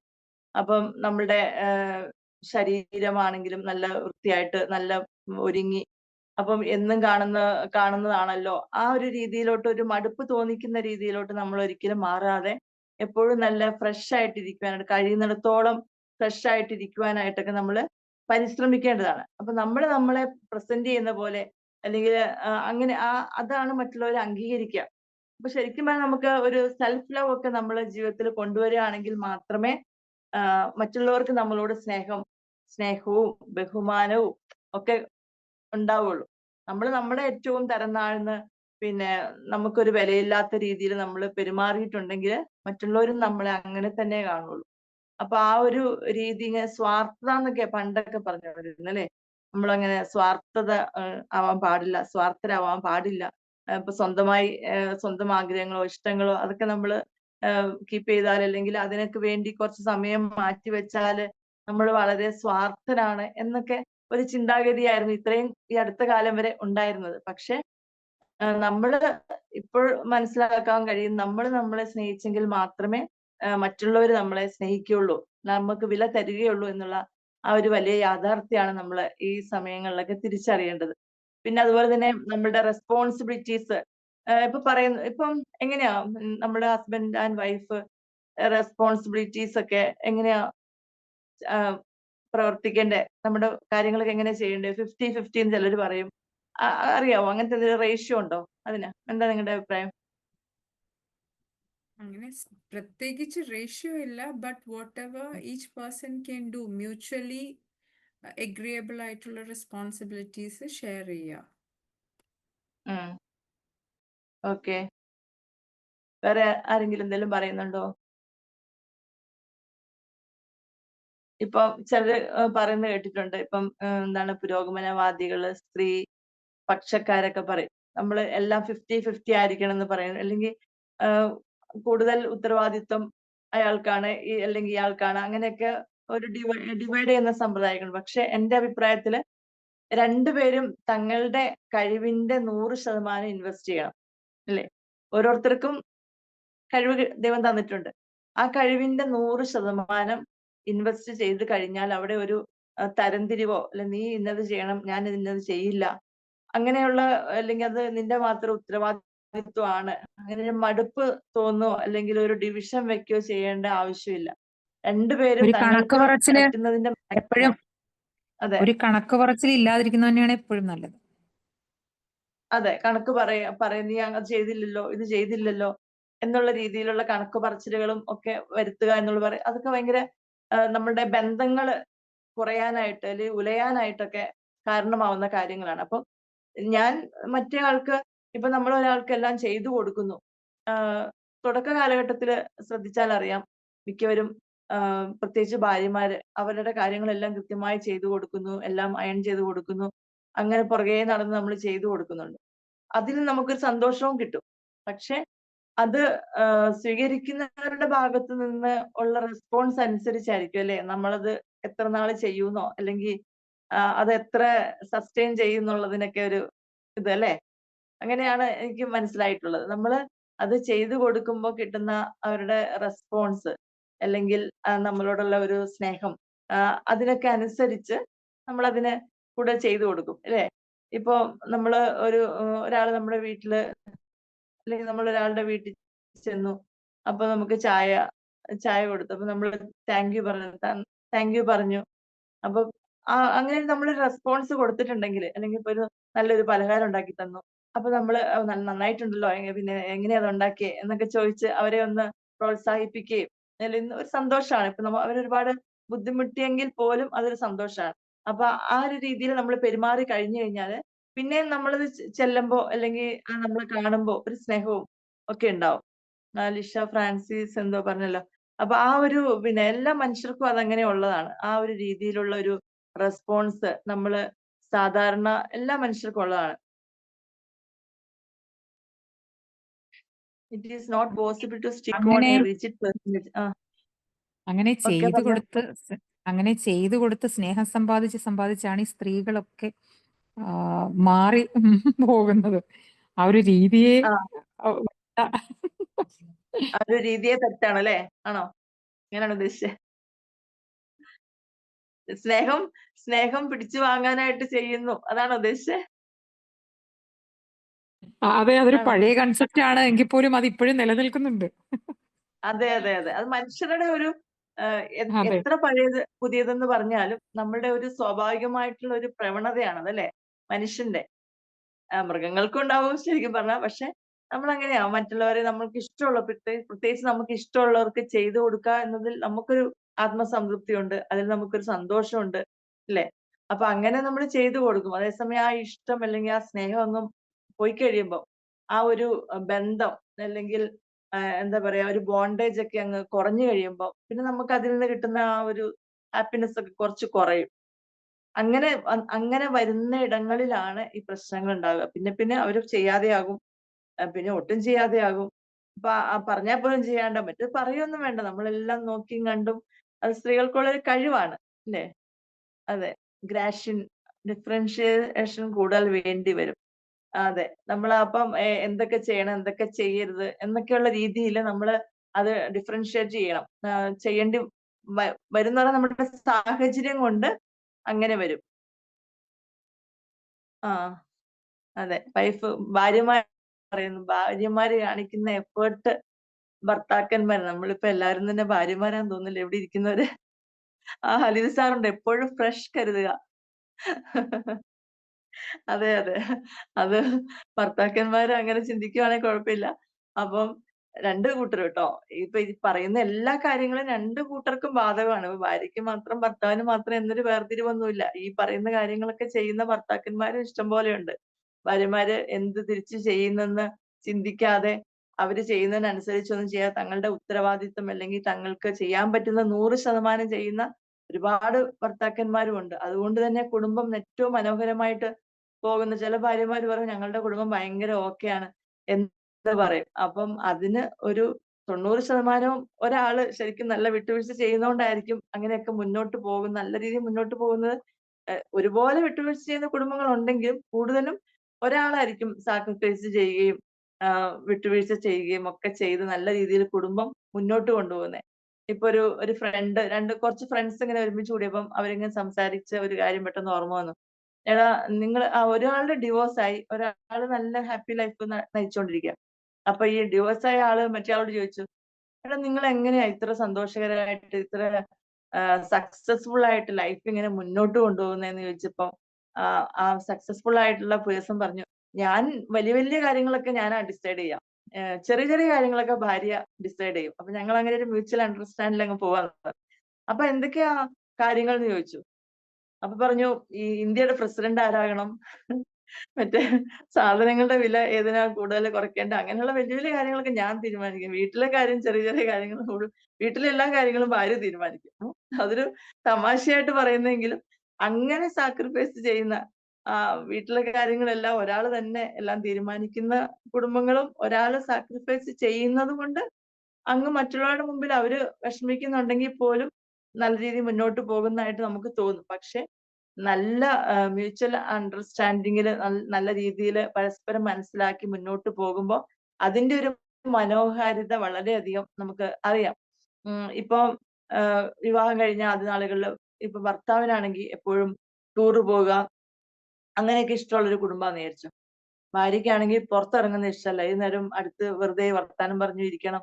അയ്യോ, പുറത്തോട്ടൊന്നും ജോലിക്ക് പോലും വിടാത്തൊരു ഭാര്യ. അങ്ങനെ ആയിക്കഴിയുമ്പോൾ എന്തായിരിക്കും അവിടെ സംഭവിക്കുക? അവർക്ക് എങ്ങനെ അത് മുന്നോട്ട് കൊണ്ടുപോകാൻ പറ്റും എന്ന് ആലോചിച്ച് നോക്കി. എന്തെങ്കിലും ഒരു സൊല്യൂഷൻ പറയാൻ പെട്ടെന്ന് ആർക്കെങ്കിലും തോന്നുന്നുണ്ടോ? തിരിച്ചും അങ്ങനെയാവാം. ഭാര്യയ്ക്ക് കുറെ ടൂറ് പോണം, എപ്പോഴും സിനിമയ്ക്ക് പോണം, ബ്യൂട്ടി പാർലർ അങ്ങനെയൊക്കെ, എപ്പോഴും ഷോപ്പിങ്ങിന് പോണം. പരസ്പരം ഇഷ്ടങ്ങൾ കണ്ടറിയുക. അതെ. അപ്പൊ അങ്ങനെയൊക്കെ പോകുന്ന ഭാര്യ. ഭർത്താവിനാണെങ്കിൽ വീട്ടിൽ നിന്ന് പുറത്തിറങ്ങുന്നത് ഇഷ്ടമല്ല. ജോലി കഴിഞ്ഞാൽ വീട്, പിന്നെ അങ്ങനെയുള്ള മാത്രം സ്വഭാവമുള്ള ഭർത്താവ്. അങ്ങനെ ആവുമ്പോൾ അവിടെ പ്രശ്നമാവും. അപ്പൊ രണ്ടുപേരും ഒരു കുറച്ച് ലെവലിലോട്ട്, ഒരാൾ താഴുക, ഒരാള് തീരെ താഴ്ന്ന ലെവലിൽ നിന്ന് മുകളിലോട്ട് വരിക. അപ്പൊ ആ രണ്ടു ലെവലിലും ഒരു നോർമലായിട്ട് വരികയാണെങ്കിൽ പിന്നെ ഷമീന മൻസൂർ പറയുന്ന അണ്ടർസ്റ്റാൻഡിങ്ങിൽ വരികയാണെങ്കിൽ ആ കുടുംബം മനോഹരമായിട്ട്, അപ്പൊ രണ്ടുപേരും വിട്ടുവീഴ്ച ചെയ്യുക എന്നുള്ളത് മാത്രമേ പരിഹാരമുള്ളൂ. അപ്പം അല്ലെങ്കിൽ എങ്ങനെയാണെങ്കിലും ഒരാൾ മാത്രം വിട്ടുവീഴ്ച ചെയ്ത് ഇപ്പൊ ഒന്ന് പിണങ്ങിയാല് ഒന്ന് മിണ്ടണമെങ്കിൽ എപ്പോഴും ഒരാൾ മുൻകൈ എടുക്കണം. മറ്റേയാള് എന്ത് തലകുത്തി പറഞ്ഞാലും ഇനിയിപ്പം ലോകം അവസാനിച്ചു എന്ന് പറഞ്ഞാലും അനങ്ങാത്ത ആൾക്കാർ കാണും. അപ്പൊ അങ്ങനെയുള്ളവര് ആദ്യകാലങ്ങളിലൊക്കെ ഒരുപാട് മറ്റേ ആള് തന്നെ മുന്നിട്ട് ഇറങ്ങും. പക്ഷെ പിന്നെ ചിലപ്പം പിന്മാറും. അപ്പൊ അതവിടെ പ്രശ്നമാവും. അപ്പൊ അങ്ങനെയുള്ള കുടുംബ സാഹചര്യങ്ങളൊക്കെ നമ്മുടെ ജീവിതത്തിൽ കടന്നു വരാതിരിക്കാനായിട്ട്, അല്ലെങ്കിൽ നമ്മുടെ മക്കൾക്കാണെങ്കിലും ആ ഒരു രീതിയിലുള്ള ട്രെയിനിങ് ഒക്കെ കൊടുക്കാനായിട്ട് നമുക്ക് ഇടവരണം. അതിനുവേണ്ടി പ്രത്യേകം നമ്മൾ കരുതൽ കൊടുക്കണം, ശ്രദ്ധ കൊടുക്കണം. ആ ഒരു രീതിയിൽ പറഞ്ഞ് മനസ്സിലാക്കി നമ്മൾ കാണിച്ചു കൊടുക്കണം. പറഞ്ഞ് മനസ്സിലാക്കുക മാത്രമല്ല, നമ്മൾ എന്താണോ കാണിക്കുന്നത് അത് തന്നെ അവര് ഓട്ടോമാറ്റിക്കായിട്ട് അവർ കണ്ടു പഠിച്ചോളും. നമ്മൾ പ്രത്യേകിച്ച് പറയേണ്ട കാര്യങ്ങളൊന്നുമില്ല. അപ്പൊ പണ്ടൊക്കെ ആണെങ്കിൽ ഇപ്പം കൂട്ടുകുടുംബമാണ്, എല്ലാവരും ഒരുപാട് പേരുണ്ട്, അവർക്ക് പരസ്പരം അങ്ങോട്ടും ഇങ്ങോട്ടും പറഞ്ഞു കൊടുക്കാൻ പറ്റും, അല്ലെങ്കിൽ കണ്ട് മനസ്സിലാക്കിക്കോളും കുട്ടികളാണെങ്കിൽ. അപ്പൊ കുടുംബത്തില് പിന്നെ ഒരു കാര്യം പറയാനുള്ള, നമ്മുടെ കുടുംബത്തിലെ ഈ നന്മകളും തിന്മകളും ഒക്കെ ആ കുടുംബത്തിൽ മാത്രം ഒതുങ്ങുന്നുണ്ടോ? ഇല്ല. നന്മയാണെങ്കിലും അത് ലോകം മുഴുവൻ അതിന്റെ നന്മ പ്രതിഫലിക്കും. അതേസമയം തിന്മയാണെങ്കിലും അതും ലോകം മുഴുവനും, അതുപോലെ തന്നെ തലമുറകളായിട്ടും. ഇപ്പൊ കുടുംബ സ്വത്ത് കൈമാറ്റം ചെയ്യപ്പെടുന്നുണ്ടല്ലേ? ശരിക്കും പറഞ്ഞാൽ നമ്മുടെ പാരന്റ്സിന്റെ സ്വത്തിന്റെ ഒരു ഓഹരി നമുക്ക് കിട്ടുന്നുണ്ട് എന്ന് പറഞ്ഞതുപോലെ നമ്മുടെ അല്ലെങ്കിൽ പാരന്റ്സിന്റെ നന്മയുടെ ഒരു ഓഹരിയും നമുക്കും നമ്മുടെ മക്കൾക്കും എന്ന് പറഞ്ഞ നമ്മുടെ അടുത്ത തലമുറകൾക്ക് നമ്മൾ ചെയ്യുന്നതിന്റെ ആ ഒരു ഷെയർ ലോകം മുഴുവനും അല്ലെങ്കിൽ നമ്മുടെ അടുത്ത തലമുറയ്ക്കും കൂടി പ്രതിഫലിക്കുന്നു എന്നുള്ള ഒരു സത്യം നമ്മൾ എപ്പോഴും തിരിച്ചറിയണം. അപ്പൊ നമ്മൾ കൊടുക്കുന്ന ആ നന്മ ഒരിക്കലും അത് അവസാനിക്കില്ല. ഇനിയിപ്പോ തിന്മയാണെങ്കിൽ പോലും അത് മോശമായിട്ട് ലോകം മുഴുവൻ വ്യാപിക്കുക അല്ലെങ്കിൽ തലമുറകളിലേക്ക് കടന്ന് അത് കൈമാറ്റം ചെയ്യപ്പെടുന്നു എന്നുള്ള ഒരു സത്യവും കൂടെ, അത് നമ്മുടെ രാഷ്ട്രത്തിന്റെയും ലോകത്തിന്റെയും തന്നെ ആ ചരിത്രത്തിൽ പോലും ഇടം പിടിക്കാൻ സാധ്യതയുള്ളതാണ്. നമ്മുടെ നന്മയും തിന്മയും ഒക്കെ ചെറുതാണെങ്കിലും. അപ്പൊ അത് അങ്ങനെ ഒരു പ്രതിഫലനം നമ്മുടെ സമൂഹത്തില് അല്ലെങ്കിൽ തലമുറകളില്, അതെ, കുടുംബം, ഷബീർ സാർ പറയുന്നു, കുടുംബം നന്നായാൽ നാട് നന്നായി. ശരിയാ. ഓരോ കുടുംബവും നന്നാവുകയാണെങ്കിൽ നാട് നന്നായി, ലോകം നന്നായി. അല്ല നമ്മൾ നാട് നന്നാക്കാനായിട്ട് എല്ലാവരും കൂടെ ഇറങ്ങി പുറപ്പെടുക എന്ന് പറയുന്നതിന് ഓരോ കുടുംബവും നമ്മളുടെ ആ നിൽക്കുന്ന സ്ഥലം, ഇപ്പൊ ഒരു മെഴുകുതിരി കത്തിച്ചു വെച്ചാല് നമ്മൾ ആ ചുറ്റും വെളിച്ചം പടരുന്നു എന്ന് പറഞ്ഞതുപോലെ ഓരോരുത്തരും അങ്ങനെ ചെയ്യുകയാണെങ്കിൽ ഈ ലോകം മുഴുവൻ നന്നാവും എന്നുള്ള ആ വലിയ സത്യം നമ്മൾ ഓരോരുത്തരും തിരിച്ചറിഞ്ഞ്, പിന്നെ നമുക്ക് വേറെ കുറെ കാര്യങ്ങളും കൂടെ ഉണ്ട്. നല്ലൊരു റിലേഷൻഷിപ്പ് മെയിൻറ്റെയിൻ ചെയ്യാനായിട്ട് എല്ലാവർക്കും അറിയുന്ന പോലെ നല്ല ക്വാളിറ്റി ടൈം ഒരുമിച്ച് സ്പെൻഡ് ചെയ്യുക, ഒന്ന് പുറത്തു പോവുക, അല്ലെ ഒരുമിച്ച് പിന്നെ മറ്റ് സൗഹൃദ കുടുംബങ്ങള് അങ്ങനെയൊക്കെ ഒന്ന് സന്ദർശിക്കുക. ഇങ്ങനെയൊക്കെ ഒരുപാട് കാര്യങ്ങളിലൂടെ നമുക്ക് നമ്മുടെ ജീവിതം പിന്നെ നല്ല രീതിയിൽ മുന്നോട്ട് കൊണ്ടുപോകാനായിട്ട് ഉപകരിക്കും.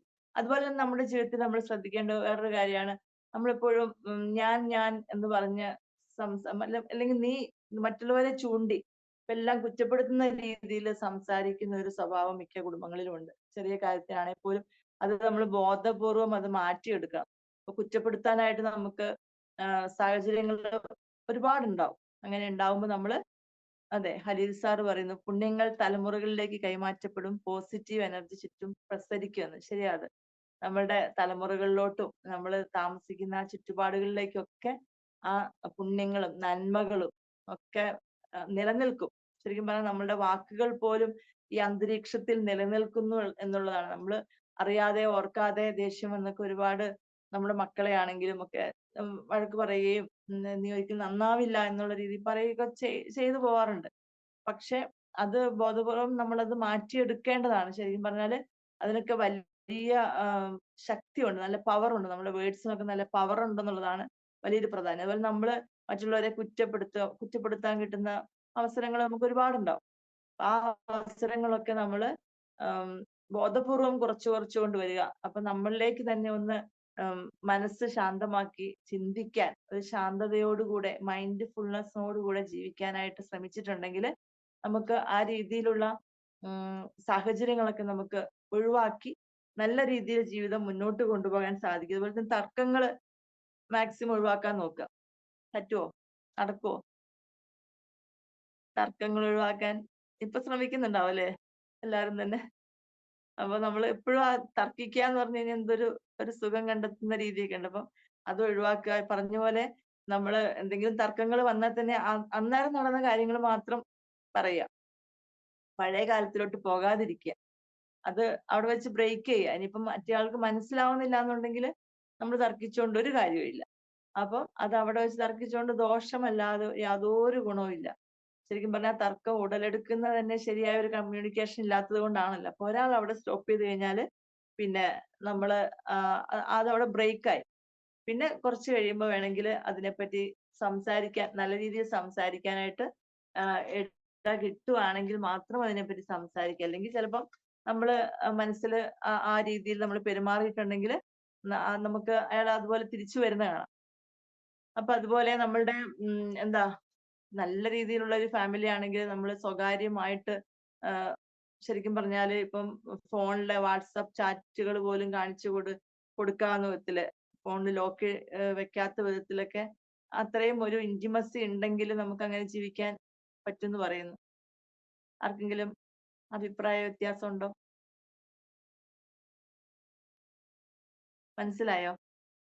ചോദിച്ചത് മനസ്സിലായോ? അപ്പൊ നമ്മുടെ വാട്സപ്പ് വരെ ഹസ്ബൻഡിനോ വൈഫിനോ കൈകാര്യം ചെയ്യാവുന്ന വിധത്തിൽ നമുക്ക് സ്വാതന്ത്ര്യം കൊടുക്കാൻ ധൈര്യമുണ്ടോ? Yes. തന്നെ ഓപ്പണാണ് എന്താ? ഓപ്പണാണ്.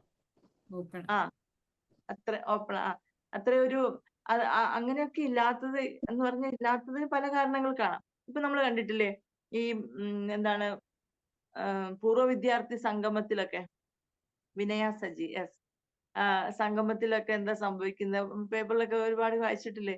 വർഷങ്ങൾക്ക് ശേഷം ഒരുമിച്ച് കൂടുന്നു, കാണുന്നു, അപ്പോഴേക്കും ഒളിച്ചോടി പോകുന്നു, അല്ലേ? അതിനൊക്കെ എന്തായിരിക്കും കാരണം? അത് പഴയകാല പ്രണയം അവിടെ കിടക്കുന്നുണ്ടാവേ. ആ അത് പിന്നെ മാത്രമാണോ കാരണം? അതില് ചിലപ്പോ ചിലവർക്ക് ആ നേരത്തെ ഒരു കെയറിങ് കിട്ടുന്നുണ്ടാവും, അല്ലെങ്കിൽ അതായത് പരിചയപ്പെടുമ്പോ പഴയ കാലത്ത് എന്ന് പറഞ്ഞാൽ ഇപ്പോഴത്തെ തലമുറ കുറെ പഴയ കാലമാണെങ്കിൽ അന്നൊക്കെ ഓരോരുത്തർ പുറകെ നടന്നിട്ടുണ്ടാവും, കമന്റ് അടിച്ചിട്ടുണ്ടാവും, ആഗ്രഹിച്ചിട്ടുണ്ടാവും. പിന്നെ ഫോണൊന്നുമില്ല, അങ്ങനെയൊന്നുമില്ല. പിന്നെ ഇപ്പോഴാണ് ഗ്രൂപ്പൊക്കെ ഉണ്ടായപ്പോ എല്ലാവരും തമ്മിൽ കാണുന്നു, എല്ലാവരും നല്ലപോലെ സംസാരിക്കുന്നു, അല്ലേ? പണ്ടൊക്കെ മിണ്ടാപ്രാണികളായിരുന്നവരൊക്കെ ഭയങ്കര വാചകക്കാരൊക്കെ ആയിട്ട് നീ ഇപ്പൊ എന്ത് ഭയങ്കര അടിപൊളി അങ്ങനെയെല്ലാം പറഞ്ഞു. പക്ഷെ എനിക്ക് തോന്നിയിട്ടുള്ള ഒരു കാര്യം, എത്ര ആഗ്രഹിച്ചിട്ടുണ്ടെങ്കിലും എത്ര പുറകെ നടന്നിട്ടുണ്ടെങ്കിലും എത്ര നഷ്ടബോധം വന്നിട്ടുണ്ടെങ്കിലും ഇപ്പൊ നമ്മൾ കാണുമ്പോ നമ്മുടെ സിറ്റുവേഷൻ എന്താണോ, ഇപ്പൊ ഫാമിലിയിൽ നല്ലൊരു ഫാമിലിയാണ്, നല്ലൊരു റിലേഷൻഷിപ്പ് മെയിൻറ്റെയിൻ ചെയ്യുന്നവരാണെങ്കിൽ, ഹസ്ബൻഡ് ആണെങ്കിലും വൈഫ് ആണെങ്കിലും, ഒരിക്കലും പഴയ കാലത്ത് പുറകെ നടന്നു എന്ന് പറഞ്ഞിട്ടോ അല്ലെങ്കിൽ കുറെ വർഷം പ്രേമിച്ചിരുന്നു എന്ന് പറഞ്ഞിട്ടോ ആരും ഇട്ടിട്ട് പോവോ? ഇല്ല. എന്ന് പറഞ്ഞാൽ ഇപ്പൊ നല്ലൊരു റിലേഷൻ ഫാമിലിയിൽ ഉണ്ടെങ്കിൽ, നല്ലൊരു കമ്മ്യൂണിക്കേഷൻ ഉണ്ടെങ്കിൽ അവരത് പറഞ്ഞു ചിരിക്കേ ഉള്ളൂ, അല്ലേ? പണ്ട് എന്റെ പുറകെ നടന്നതായിരുന്നു എന്ന് പറഞ്ഞ് വേണേൽ പരിചയപ്പെടുത്തി കൊടുക്കുക ചെയ്യാം. ഒരിക്കലും അങ്ങനെ ആഗ്രഹിക്കില്ല. എന്ന് പറഞ്ഞാൽ വേറൊരു ജീവിതം, നല്ലൊരു ലൈഫ് കിട്ടിയിട്ടുള്ളവരാണെങ്കിൽ ഒരിക്കലും അവർക്ക് അങ്ങനെ ചിന്തിക്കാൻ പറ്റില്ല. ആ ഒരു ഇതിൽ നിന്നും, ഇപ്പോഴത്തെ ആ ഒരു കമ്മിറ്റ്മെന്റിൽ നിന്നും, എത്ര ആ പഴയ ആള് എത്ര വലിയ ആളാണെന്ന് പറഞ്ഞാൽ പോലും അങ്ങനെ ഒരിക്കലും ആരും ആഗ്രഹിക്കില്ല. അങ്ങനെ കണ്ട് പുറത്തോട്ട് മക്കളെയും ഉപേക്ഷിച്ച് ഒക്കെ അങ്ങോട്ടും ഇങ്ങോട്ടും പോകുന്നുണ്ടെങ്കിൽ അത് ശരിക്കും ആ ഫാമിലിയിലെ ആ ഒരു എന്താ പറയാ കെയറിങ്, പറഞ്ഞ പോലെ ഷബീർ സാർ പറഞ്ഞ പോലെ കെയറിങ്ങും സ്നേഹവും ഒന്നും ലഭിക്കാത്ത ഒരു സാഹചര്യമാണ് അവർക്കിപ്പോ നിലവിലുള്ളതെങ്കിൽ ഇപ്പൊ അവരെ കേൾക്കാൻ, ഇപ്പൊ പരസ്പരം കേൾക്കാൻ റെഡി അല്ലാത്തവരുണ്ട്. ഇവർ എത്ര മണിക്കൂർ വേണമെങ്കിലും കേൾക്കും, അല്ലേ? ഫോണിൽ കൂടെ ആണെങ്കിലും നേരിട്ടാണെങ്കിലും എത്ര നേരം വേണമെങ്കിലും എത്ര ക്ഷമയോടുകൂടെ അവരെ കേൾക്കും. അതൊക്കെ വലിയൊരു കാര്യമാണ്. അപ്പൊ അങ്ങനെയൊക്കെ വന്നു കഴിയുമ്പോഴാണ് ആ ഒരു റിലേഷൻഷിപ്പ് മുന്നോട്ട് കൊണ്ടുപോയി ഇപ്പോഴത്തെ ആ കുടുംബത്തെ പോലും മറക്കുന്ന ഒരു രീതിയിലോട്ട് ചിന്തിക്കാനായിട്ട് സാധിക്കുള്ളൂ. അല്ലെങ്കിൽ ഒരിക്കലും അങ്ങനെ സാധിക്കില്ല. അപ്പൊ നമ്മൾ ഈ പറഞ്ഞ കുറെ കാര്യങ്ങള്, ആ കമ്മ്യൂണിക്കേഷനുള്ള ഗ്യാപ്പുകൾ, അണ്ടർസ്റ്റാൻഡിങ്ങിലും ഒക്കെയുള്ള വ്യത്യാസങ്ങളും അതൊക്കെ ശരിക്കും മനസ്സിലാക്കാത്തത് കൊണ്ടാണ് നമുക്ക് മനുഷ്യർക്ക് ആ രീതിയിൽ ചിന്തിക്കാനും പെരുമാറാനും ഇട്ടിട്ട് പോകാനും ഒക്കെ ഈസി ആയിട്ട് സാധിക്കുന്നത്. നമ്മൾ ഓർക്കും ഇവരെന്തൊരു പിന്നെ ഹൃദയശൂന്യത എന്ന് പറഞ്ഞാൽ ഹൃദയ കാഠിന്യമുള്ളവരാണെന്നൊക്കെ നമുക്ക് തോന്നിപ്പോകാം. പക്ഷെ ഒരുപക്ഷെ അവരുടെ സാഹചര്യങ്ങളായിരിക്കും അവരെ അങ്ങനെ ചെയ്യിപ്പിക്കുന്നത്.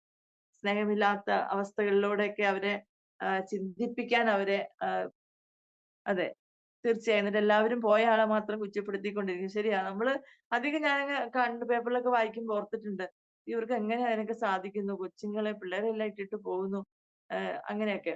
പക്ഷെ അത്രയും അവര് സഹിച്ച് വിഷമിച്ച് നിൽക്കുമ്പോഴായിരിക്കും അങ്ങനെ ഒരു റിലേഷൻ അല്ലെങ്കിൽ വ്യക്തിയെ കണ്ടുമുട്ടുന്നത്.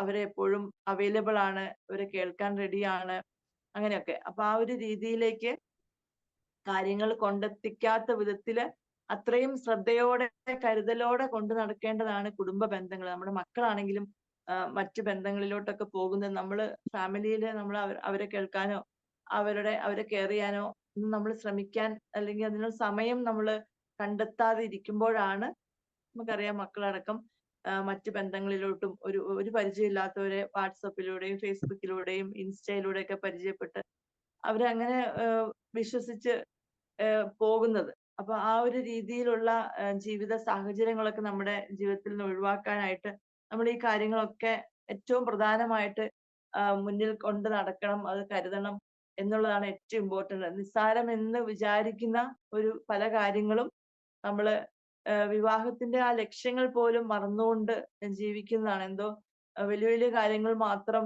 കുറെ പ്രശ്നങ്ങള്, ചുമതലകള് നിർവഹിക്കുക, അങ്ങനെയുള്ള കാര്യങ്ങളല്ലാതെ ചെറിയ ചെറിയ കാര്യങ്ങളിൽ പോലും ശ്രദ്ധിച്ച് അതിലൊക്കെ സന്തോഷം കണ്ടെത്തി നല്ല രീതിയിൽ പ്രോത്സാഹിപ്പിച്ച് മനസ്സിലാക്കി കെയർ ചെയ്ത് അങ്ങനെയെല്ലാം മുന്നോട്ട് രണ്ടുപേരും ഒരുപോലെ കൊണ്ടുപോവുകയാണെങ്കിൽ കുടുംബജീവിതം ഏറ്റവും മനോഹരമായി ഭൂമിയിലെ സ്വർഗം തന്നെ ആയിത്തീരും എന്നുള്ളതാണ് എനിക്ക് പറയാനുള്ളത്.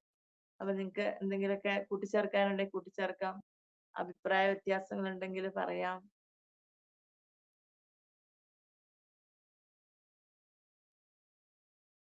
എന്തെങ്കിലും ഷെയർ ചെയ്യാനുണ്ടെങ്കിൽ ഷെയർ ചെയ്യാം, എക്സ്പീരിയൻസ് ഉണ്ടെങ്കിൽ പറയാം. ഓക്കെ, ഒന്നും പറയാൻ തോന്നുന്നില്ല.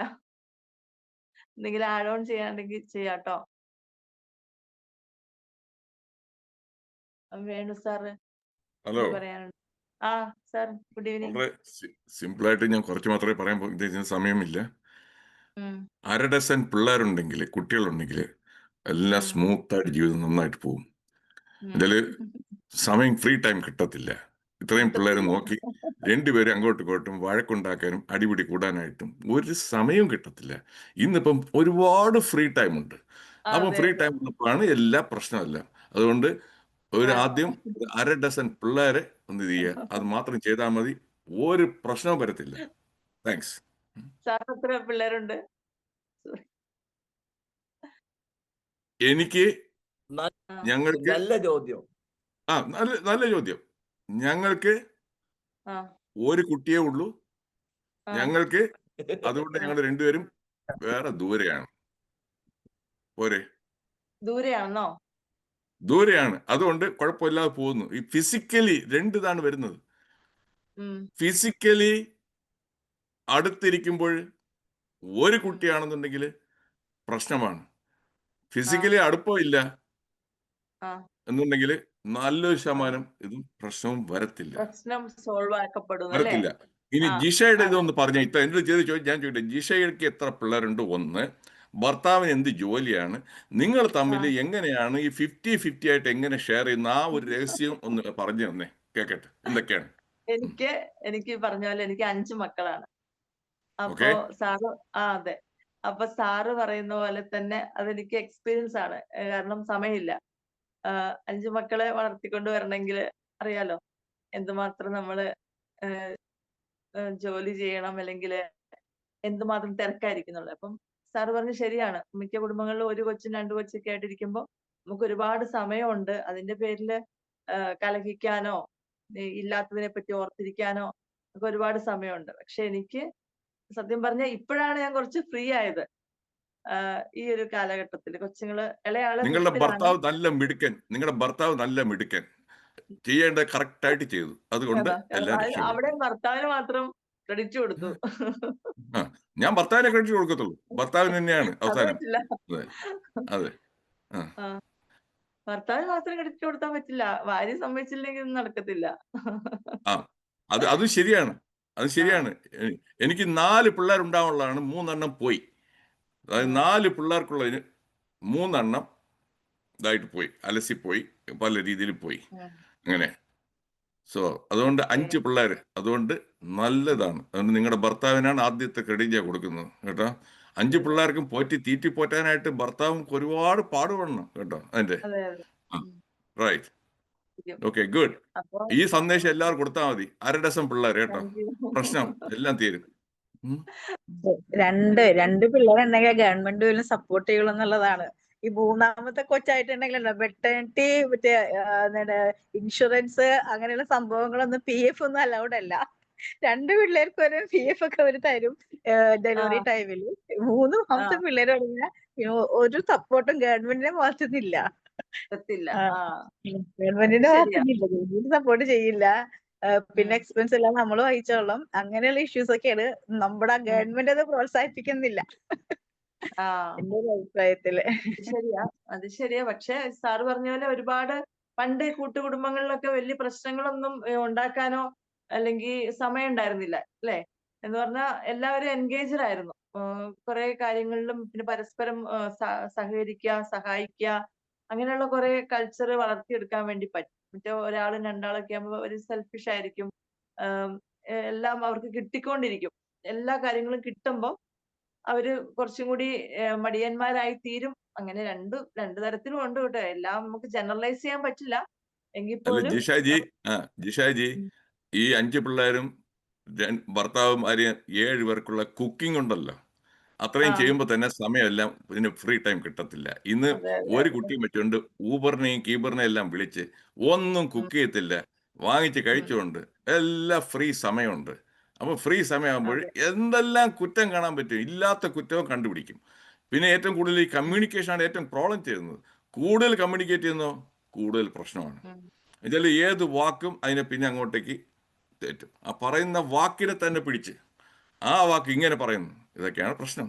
അതുകൊണ്ട് ലെസ് കമ്മ്യൂണിക്കേഷൻ, ലെസ് പ്രോബ്ലംസ്. ഇതാണ് എൻ്റെ റെക്കമെൻഡേഷൻ. ഞാനൊരു 250 വെബിനാർ ഞാൻ ഹോസ്റ്റ് ചെയ്ത് കഴിഞ്ഞ 5 കൊല്ലത്തിൽ. എല്ലാ വ്യാഴാഴ്ചയും ഞാൻ ഒരു വെബിനാർ ഹോസ്റ്റ് ചെയ്യുന്നതാണ്. എല്ലാ ഇതിനൊക്കെ ഇപ്പം ഈ മറ്റന്നാൾ ഞാൻ കൊടുക്കാൻ പോകുന്ന ടോക്കാണ് കിസ് എന്നുള്ളതാണ് പ്രിൻസിപ്പിൾ. കിസ് എന്ന് പറഞ്ഞാൽ കീപ് ഇറ്റ് സിമ്പിൾ സ്റ്റുപ്പിഡ്. അതാണ് ഇതിൻ്റെയൊക്കെ. ഈ അക്രോണി ഞാൻ ഉണ്ടാക്കിയതല്ല, നേരത്തെ ഉള്ളതാണ്. Keep it simple stupid. അതെ, ലൈഫിനെ ഏറ്റവും കോംപ്ലിക്കേറ്റ് ചെയ്യുന്ന ഈ കമ്മ്യൂണിക്കേഷൻ തന്നെയാണ് ഏറ്റവും. കഴിഞ്ഞ ആഴ്ച ഒരു ടോക്ക് കൊടുത്ത് ഞാൻ ദി റിസ്ക് ഓഫ് മിസ്കമ്മ്യൂണിക്കേഷൻ, യൂട്യൂബിൽ കിടപ്പുണ്ട്. Risk of miscommunication. അത് രണ്ടും വായി കാണുമ്പോൾ ഒരു ഐഡിയ കിട്ടും. Okay, thank you. Thank you sir. Okay, ഞാനും ഒന്ന് പറഞ്ഞോട്ടെ. കഴിഞ്ഞ കാലഘട്ടങ്ങളിലൊക്കെ നേരത്തെ ആ സാറ് പറഞ്ഞ പോലെ കുറെ മക്കളുണ്ടാകുക, വലിയ കുടുംബം ഉണ്ടാകുക, അപ്പോ ഇതുപോലെ സ്ത്രീകൾ എൻഗേജ്ഡ് ആയിരിക്കും എന്നൊക്കെ പറഞ്ഞിരുന്ന ഒരു കാലഘട്ടം ഉണ്ടായിരുന്നു. അത് തീർച്ചയായിട്ടും ശരിയാണ്. പക്ഷെ ഈ കാലഘട്ടത്തിൽ എനിക്ക് തോന്നുന്നു ഒരു പാർട്ട്ണർ എന്ന് പറയുമ്പോൾ തീർച്ചയായിട്ടും ഇപ്പോൾ നമ്മൾ സൈക്കോളജിക്കലിയൊക്കെ പറയുമ്പോൾ കുറെ ഇന്റിമസി ടൈപ്സ് ഒക്കെ പറയും നമ്മൾ. Physical intimacy, emotional intimacy, economical intimacy, അങ്ങനെയൊക്കെ. പിന്നെ അതുപോലെ അതായത് നമ്മള് പൊരുത്തം നോക്കുക എന്നൊക്കെ പറയൂലേ. അതിൽ നമ്മള് പൊരുത്തം നോക്കേണ്ടത് ആക്ച്വലി 2 പേർക്കും ഒരുമിച്ച് ചെയ്യാനായിട്ട് എന്തെങ്കിലും കാര്യങ്ങളൊക്കെ താല്പര്യം ഉണ്ടോ, അതാണ് നമ്മൾ ആക്ച്വലി പൊരുത്തം നോക്കേണ്ടത് എന്നാണ് ഇപ്പോഴത്തെ പഠനങ്ങളിലൂടെയൊക്കെ ഞാൻ മനസ്സിലാക്കുന്നത്. കാരണം ഇപ്പോ നേരത്തെ ജിഷ മാം പറഞ്ഞല്ലോ, ഒരുമിച്ച്, അതായത് ഒരാൾക്ക് പുറത്ത് പോവാനും അത്തരം റീക്രിയേഷൻസ് താല്പര്യമാണ്, ഒരാൾക്ക് വീട്ടിലിരിക്കാനാണ് ഇഷ്ടം എന്ന്. അപ്പോ ബിഫോർ മാരേജ് ഈ കാലഘട്ടത്തിൽ നമുക്ക് പരസ്പരം കമ്മ്യൂണിക്കേറ്റ് ചെയ്യാൻ പറ്റുന്നത് കൊണ്ട് നമുക്ക് നമ്മളെങ്ങനത്തെ ഒരു ടൈപ്പ് ആണ് എന്നുള്ളത് നമുക്ക് റിവീൽ ചെയ്യാം. അപ്പൊ തീരെ നമുക്ക് താല്പര്യമില്ലാത്ത ഒരാളും എപ്പോഴും പുറത്തായിരിക്കണം എന്ന് താല്പര്യമുള്ള ഒരാളും തമ്മിൽ ഒരു റിലേഷൻഷിപ്പിൽ വരാതിരിക്കുകയാണ് നല്ലത്. നമുക്ക് പറ്റുന്ന വേറൊരാളെ നമുക്ക് സെലക്ട് ചെയ്യാലോ. എല്ലാ കാര്യങ്ങളും ഇതുപോലെ നോക്കിയിട്ട് പറ്റില്ലെങ്കിൽ പോലും സൈക്കോളജിക്കലി ഇപ്പൊ പറയുന്നത് ഒരു 3 കാര്യങ്ങളെങ്കിലും, അതായത് 3 പൊരുത്തമെങ്കിലും വേണം. അതായത് ഇപ്പോ ഒരുമിച്ച് എന്തെങ്കിലും കാര്യം ചെയ്യാൻ, ഇപ്പൊ പണ്ടൊക്കെ നമ്മുടെ വീടുകളിൽ ഒരേ ബിലീഫ്സ് ഉള്ളവരെ നമ്മൾ തിരഞ്ഞെടുക്കാറുണ്ട്. ക്രിസ്ത്യൻസ് ആണെങ്കിൽ ക്രിസ്ത്യൻസിനെ മാത്രം, ഹിന്ദുസ് ആണെങ്കിൽ ആ ഒരു ടൈപ്പ് മാത്രം എന്നൊക്കെ. എന്ന് പറഞ്ഞാല് അവരുടെ വിശ്വാസം ഒന്നാണ്. അപ്പൊ അതുകൊണ്ട് അവർക്ക് ഒരുമിച്ച് പ്രാർത്ഥിക്കാൻ പറ്റും, ഒരുമിച്ച് റിലീജിയസ് ആക്ടിവിറ്റീസിൽ പങ്കെടുക്കാൻ പറ്റും. അതൊക്കെ അവരുടെ ഒരു ബോണ്ടിനെ കൂട്ടും. അപ്പോ എന്ന് പറഞ്ഞു കഴിഞ്ഞാല് ഒന്നുകിൽ ഒരുമിച്ച് എന്തെങ്കിലും റിക്രിയേഷൻസ്, ക്രിയേറ്റീവ് ആയിട്ടുള്ള കാര്യങ്ങൾ ചെയ്യാൻ. ഇപ്പോ കണ്ടിട്ടില്ലേ, ഇപ്പൊ ഈ കാലഘട്ടത്തില് കുറെ പേരൊക്കെ പാട്ടുകാര് ഒരുമിച്ച് വിവാഹിതരാകുന്നു. ഫ്ലോപ്പ് ആവുന്നോ സക്സസ് ആവുന്നോ എന്നുള്ളത് വേറെ കാര്യം. പക്ഷെ ഒരുമിച്ച് ഒരേ കാര്യം എൻജോയ് ഉം. ചെയ്യാനും ക്രിയേറ്റ് ചെയ്യാനും പറ്റാവുന്നവർ തമ്മിൽ ബോണ്ട് ഫോം ചെയ്യും. അതുപോലെ അതെ. തന്നെ ഒരുപോലെ എൻജോയ് ചെയ്യാൻ അറിയാവുന്നവര്, ഒരുപോലത്തെ സ്പിരിച്വൽ ഇന്റിമസി ഉള്ളവര്, ഉം. പിന്നെ അതുപോലെ തന്നെ ഇപ്പോ സെക്ഷൽ ഇന്റിമസി, ഇതൊക്കെ ഫിസിക്കൽ ഇന്റിമസി, അതായത് ചിലർക്ക് ഇതുപോലെ പുറത്ത് പോകുമ്പോ വെറുതെ ഒന്ന് കൈ പിടിച്ചിട്ട് നടക്കാൻ പോലും താല്പര്യമില്ലാത്ത അതെ, ആളുകളുണ്ട്, അതെ. മറ്റുള്ളവരെ ഉണ്ട്. എന്ത് വിചാരിക്കുമെന്ന് വിചാരിച്ചിട്ട്. അങ്ങനത്തെ അതെ. ഒരാളുടെ കൂടെ എപ്പോഴും ഉം. പുറത്തായിരിക്കണം കൂടുതൽ സ്നേഹം പ്രകടിപ്പിക്കേണ്ടത് എന്ന് വിചാരിക്കുന്ന ഒരാളെ പാർട്ട്ണറായിട്ട് എടുത്തു കഴിഞ്ഞാൽ അവിടെ പ്രശ്നമാവും. അപ്പോ അതെ, അതെ. ഒരുപാട് കാര്യങ്ങൾ പറ്റിയില്ലെങ്കിലോ കുറച്ചൊക്കെ കാര്യങ്ങൾ കുറച്ച്. തുറന്ന് സംസാരിക്കുമ്പോൾ നമുക്ക് പറ്റിയ ആളാണെങ്കിൽ എടുത്താൽ മതി എന്നുള്ളതാണ് ഈ കാലഘട്ടത്തിൽ അതെ, നടക്കുന്നേ. അതെ. അതാണ് ശരിയെന്നാണ് ഇപ്പൊ ഞാൻ മനസ്സിലാക്കുന്നത് കേട്ടോ. അതെ, അപ്പൊ അതെ. Thank you. എനിക്കറിയാം ക്ലാസ് നന്നായിരുന്നു, നല്ല പറഞ്ഞു. പ്രസന്റേഷൻ ആയിരുന്നു. പിന്നെ റിലേഷൻഷിപ്പ് എന്ന് പറയുമ്പോൾ ഓരോ കാലഘട്ടത്തിൽ ജീവിച്ചവരും അവർ മനസ്സിലാക്കിയതും അവരുടെ അനുഭവങ്ങളിൽ നിന്നല്ലേ, നമ്മൾ ഓരോരുത്തരും നമ്മുടെ അനുഭവങ്ങളിൽ നിന്നാണ് കൂടുതൽ പഠിക്കുന്നത് എന്ന് പറയുമ്പോൾ ഓരോരുത്തർക്കും ആ ഒരു കാര്യത്തോടുള്ള ഒരു വ്യൂ ഭയങ്കര വ്യത്യാസമായിരിക്കും. അപ്പോ അതുകൊണ്ട് പല അഭിപ്രായങ്ങളും വരും, നമ്മളെല്ലാവരും സ്വീകരിക്കുന്നു. ഞാനിപ്പോ ഈ പറഞ്ഞ കാര്യങ്ങള് ഇപ്പോഴത്തെ സൈക്കോളജിക്കൽ ഈ റിലേഷൻഷിപ്പില് ഇന്റിമസി ടൈപ്സ് എന്ന് പറയുന്നതിൽ വരുന്ന കുറച്ച് പോയിന്റ്സ് മാത്രമാണ് ഞാനിവിടെ പറഞ്ഞത് കേട്ടോ. അപ്പൊ ഓക്കെ, താങ്ക് യു. ഇപ്പോഴത്തെ കുട്ടികൾ അത് ഫോളോ ചെയ്ത് കഴിഞ്ഞു. എനിക്കറിയാം എന്റെ ഫ്രണ്ടിന്റെ മോളുടെ ഒക്കെ കല്യാണം ശരിക്കും ഫിക്സ് ചെയ്ത പോലെ ആക്കിയിട്ടും, അപ്പം വീട്ടുകാർ തമ്മിൽ വെച്ച ഒരു ഡിമാൻഡ് എന്ന് പറയുന്നത് രണ്ടുപേരും സംസാരിച്ചിട്ട് ഇഷ്ടപ്പെട്ടെങ്കിൽ മാത്രം മുന്നോട്ട് കൊണ്ടുപോയാൽ മതി. ഒരു 2 ആഴ്ച അവർ സംസാരിച്ചു ഫോണിൽ കൂടി. അന്ന് വേണ്ടാന്ന് വെച്ചു. എന്ന് പറഞ്ഞാൽ ഒരു സംസാരം പോലും അവർക്ക് അങ്ങോട്ടും ഇങ്ങോട്ടും ഇഷ്ടപ്പെടുന്നില്ല, അല്ലെങ്കിൽ അവർക്ക് ഒരുമിച്ച് പോകാൻ ഈ പറഞ്ഞ പോലെ ഇൻട്രസ്റ്റുകളൊക്കെ വ്യത്യസ്തമാണ് എന്ന് അവർ മനസ്സിലാക്കി അതോടുകൂടി വേണ്ടാന്ന് 2 കൂട്ടരും വെച്ചു. അങ്ങനെ ഒരുപാട് റിലേഷൻ ഇപ്പൊ അങ്ങനെ കട്ടാവുന്നുണ്ട്. അത് നല്ലതാണ്. കല്യാണം കഴിഞ്ഞതിന് ശേഷമാണ് അങ്ങനെ നമ്മൾ മനസ്സിലാക്കുന്നെങ്കിൽ പണ്ടത്തെ പോലെ എല്ലാം സഹിച്ച് ഒന്നും ജീവിക്കാൻ ആരും റെഡിയല്ല, അല്ലേ? അതെ. അതെ. എന്റെ വൈബ് അല്ല അബ്ദുൾ റഫൂസ് സാർ പറയുന്ന പോലെ വേറെ വൈബാണ്. ഒരേ വൈബിലുള്ളവർ തമ്മില് അവർക്ക് മിണ്ടാൻ പോലും താല്പര്യമുള്ളൂ. അപ്പൊ പിന്നെ ഒരുമിച്ച് ജീവിക്കാന്ന് പറഞ്ഞു കഴിയുമ്പോൾ നടക്കുന്ന കാര്യമല്ല. ഈ തലമുറ തൊട്ട് നടക്കുന്ന കാര്യമേ അല്ല. അപ്പൊ ഈ പറഞ്ഞ പോലെ പൊരുത്തം നല്ല രീതിയിൽ നോക്കേണ്ടിയിരിക്കുന്നു. അല്ലേ സാറേ? സാറിന് എന്താ അഭിപ്രായം? ഓക്കെ. എന്തായാലും ഭയങ്കര സന്തോഷം. വളരെ മനോഹരമായിട്ടുള്ള ഒരു ടോപ്പിക്കാണ്. പിന്നെ റിലേഷൻഷിപ്പ് എന്ന് പറയുന്ന ഒരു അതിന്റെ വകഭേദങ്ങൾ വന്നുകൊണ്ടിരിക്കുന്ന ഒരു കാലഘട്ടത്തിലാണ് നമ്മൾ ജീവിക്കുന്നത്. ഇപ്പൊ സിറ്റുവേഷൻഷിപ്പ് എന്ന് പറഞ്ഞൊരു സാധനമുണ്ട്, അറിയോ എന്താണെന്ന്? റിലേഷൻഷിപ്പ് മാറി സിറ്റുവേഷൻഷിപ്പ് ആയിട്ട് ഓരോ സിറ്റുവേഷൻ സാഹചര്യത്തില് ഓരോരുത്തരെ സ്വീകരിക്കുക, അല്ലെ? അങ്ങനെയാണോ? കുറച്ച് നാളത്തേക്ക് അതാണോ? അതെ, അതായത് ഒരു സിറ്റുവേഷൻ ഉണ്ടാകുന്ന സമയത്ത് ആ സമയത്തേക്ക് മാത്രമുള്ള ഒരു ബന്ധം. ഒരു കോളേജിലാണെങ്കിൽ ആ കോളേജ് സമയത്ത് മാത്രം, അതല്ലെങ്കിൽ ഒരു കരിയർ ആണെങ്കിൽ ആ കരിയറിൽ ഉള്ള സമയത്ത് മാത്രം. രണ്ടുപേരും അറിഞ്ഞുകൊണ്ട് ചെയ്യുന്ന ഒരു സംഭവമാണ്. പിന്നെ ഓപ്പൺ മാരേജ് എന്ന് പറഞ്ഞ ഒരു സാധനം ഉണ്ട്. ഓപ്പൺ മാരേജ് കേട്ടിട്ടുണ്ടോ? പറഞ്ഞാൽ ചിലപ്പോ ഒരു ഡൗട്ട് ഉണ്ട്. പറഞ്ഞോ. എന്താ പറഞ്ഞേ? ആരോ പറഞ്ഞല്ലോ. കേട്ടിട്ടില്ല സർ, കേട്ടിട്ടില്ല. കേട്ടിട്ടില്ല. ഓപ്പൺ മാരേജ് എന്ന് പറഞ്ഞു കഴിഞ്ഞാല് രണ്ടുപേരും സമ്മതത്തോടു കൂടി തന്നെയായിരിക്കും മാരേജ് കഴിക്കുക. പക്ഷെ മാരേജ് ഒരു കടലാസിൽ മാത്രമേ ഉണ്ടാവുള്ളൂ. രണ്ടുപേർക്കും ഇഷ്ടമുള്ളതുപോലെ ജീവിക്കാം. ആരുടെ കൂടെ വേണമെങ്കിലും പോകാം. രണ്ടുപേർക്കും പ്രയാസം ഉണ്ടാകരുത്. ഇതൊരു അണ്ടർസ്റ്റാൻഡിങ്ങിലാണ്. ഇങ്ങനെ തുടങ്ങിയിട്ട് റിലേഷൻഷിപ്പിന് വ്യത്യസ്തമായിട്ടുള്ള ഈ കൗൺസിലിങ്ങിനൊക്കെ വരുന്ന സമയത്ത് ഇങ്ങനെയുള്ള പല കേസുകൾ വരാറുണ്ട്. അപ്പൊ അവര് വരുന്ന സമയത്ത് തന്നെ പറയും, ഞങ്ങൾ ഓപ്പൺ മാരേജ് ഓൾറെഡി നേരത്തെ പറഞ്ഞ് ാണ് എന്നൊക്കെ പറഞ്ഞിട്ടാണ് വരാം. അപ്പൊ ഇങ്ങനെ വ്യത്യസ്തം, അതായത് നമ്മൾ ഒരു മാരേജ് എന്നൊക്കെ പറയുന്നതിന്റെ സങ്കല്പത്തിൽ നിന്നൊക്കെ അപ്പുറത്തേക്ക് മാറിക്കൊണ്ടിരിക്കുന്ന ഒരു കാലഘട്ടത്തിലാണ്. ഇപ്പോ നമ്മളെപ്പോലെയുള്ള ആളുകൾക്ക് ഇങ്ങനെയുള്ള ക്ലാസ്സുകളും മറ്റൊക്കെ ഓക്കെ ആയിരിക്കും. പക്ഷെ അതിന്റെ അപ്പുറത്തേക്ക് നമ്മൾ പോലും അറിയാത്ത മാരേജിന് അപ്പുറത്തേക്കുള്ള ഒരു, അതായത് ചില കീവേഡ് ഇപ്പൊ നേരത്തെ പറഞ്ഞില്ല, ഇതൊന്നും നമ്മൾ കേട്ടിട്ട് പോലും ഇല്ല എന്ന് പറയുമ്പോൾ, ഇപ്പൊ നേരത്തെ നമ്മളൊരു കോമഡി പോലെ കേൾക്കാറുണ്ടല്ലോ, ഈ മറിമായത്തിലൊക്കെ ഒരു ഇതുപോലെ കണ്ടിരുന്നു. ഈ നേരത്തെ പറഞ്ഞ പോലെ തന്നെ ഈ പോലീസിന്റെ അടുത്ത് വന്നിട്ട് ഇതേപോലെ പറയാണ്, ഞങ്ങൾ സിറ്റുവേഷൻഷിപ്പിലായിരുന്നു സാറേ എന്ന് പറയുന്നുണ്ട്. അപ്പൊ സാറ് ചോദിക്കുന്നത് എന്താണ് ഈ സിറ്റുവേഷൻഷിപ്പ് എന്ന് ചോദിക്കുന്നുണ്ട്. കൊറേ അപ്പൊ വേർഡ്സ് അല്ലേ? അതെ അതെ അതെ. അപ്പൊ അപ്പൊ തീർച്ചയായിട്ടും ഇവിടെ നമ്മള് പുതിയ കാലഘട്ടത്തിൽ കൾച്ചറുകൾ മാറുന്നു, ആളുകൾ അവരുടെ ചിന്താഗതികൾ മാറുന്നു. പിന്നെ നമുക്ക് എല്ലാവർക്കും അറിയാവുന്ന പോലെ തന്നെ നമ്മുടെ ഒരു ഇന്ത്യ മഹാരാജ്യത്ത് എല്ലാവരുടെയും വിശ്വാസങ്ങൾ വ്യത്യാസമാണല്ലോ അല്ലെ. അതായത് ബേസിക്കലി തന്നെ ഒരു വൈവിധ്യങ്ങളുടെ ഇന്ത്യ എന്നാണ് പറയുന്നത്. അതായത് ഒരാൾ ഇവിടെ ജീവിക്കുകയാണെങ്കിൽ തൊട്ടപ്പുറത്ത് നേരെ ഓപ്പോസിറ്റ് വിശ്വാസത്തോടുകൂടി ജീവിക്കുകയാണ് എന്നതുപോലെ തന്നെ വ്യത്യാസങ്ങൾ പിന്നെ ആയിട്ടാണ് ഓരോ മനുഷ്യന്മാരും ജീവിക്കുന്നതും ചിന്തിക്കുന്നതും പ്രവർത്തിക്കുന്നതൊക്കെ. അപ്പോ ഏറ്റവും ബെസ്റ്റ് ആയിട്ട് ഇവിടെ നേരത്തെ പിന്നെ ഒരു മാം ഒക്കെ പറഞ്ഞതുപോലെ തന്നെ തീർച്ചയായിട്ടും എങ്ങനെ ഏറ്റവും മനോഹരമായിട്ട് സെയിം ഫ്രീക്വൻസി ഉള്ള ആളുകളെ കണ്ടെത്താൻ പറ്റും എന്നത് തീർച്ചയായിട്ടും വളരെ പ്രധാനപ്പെട്ട ഒരു ഘടകമാണ്.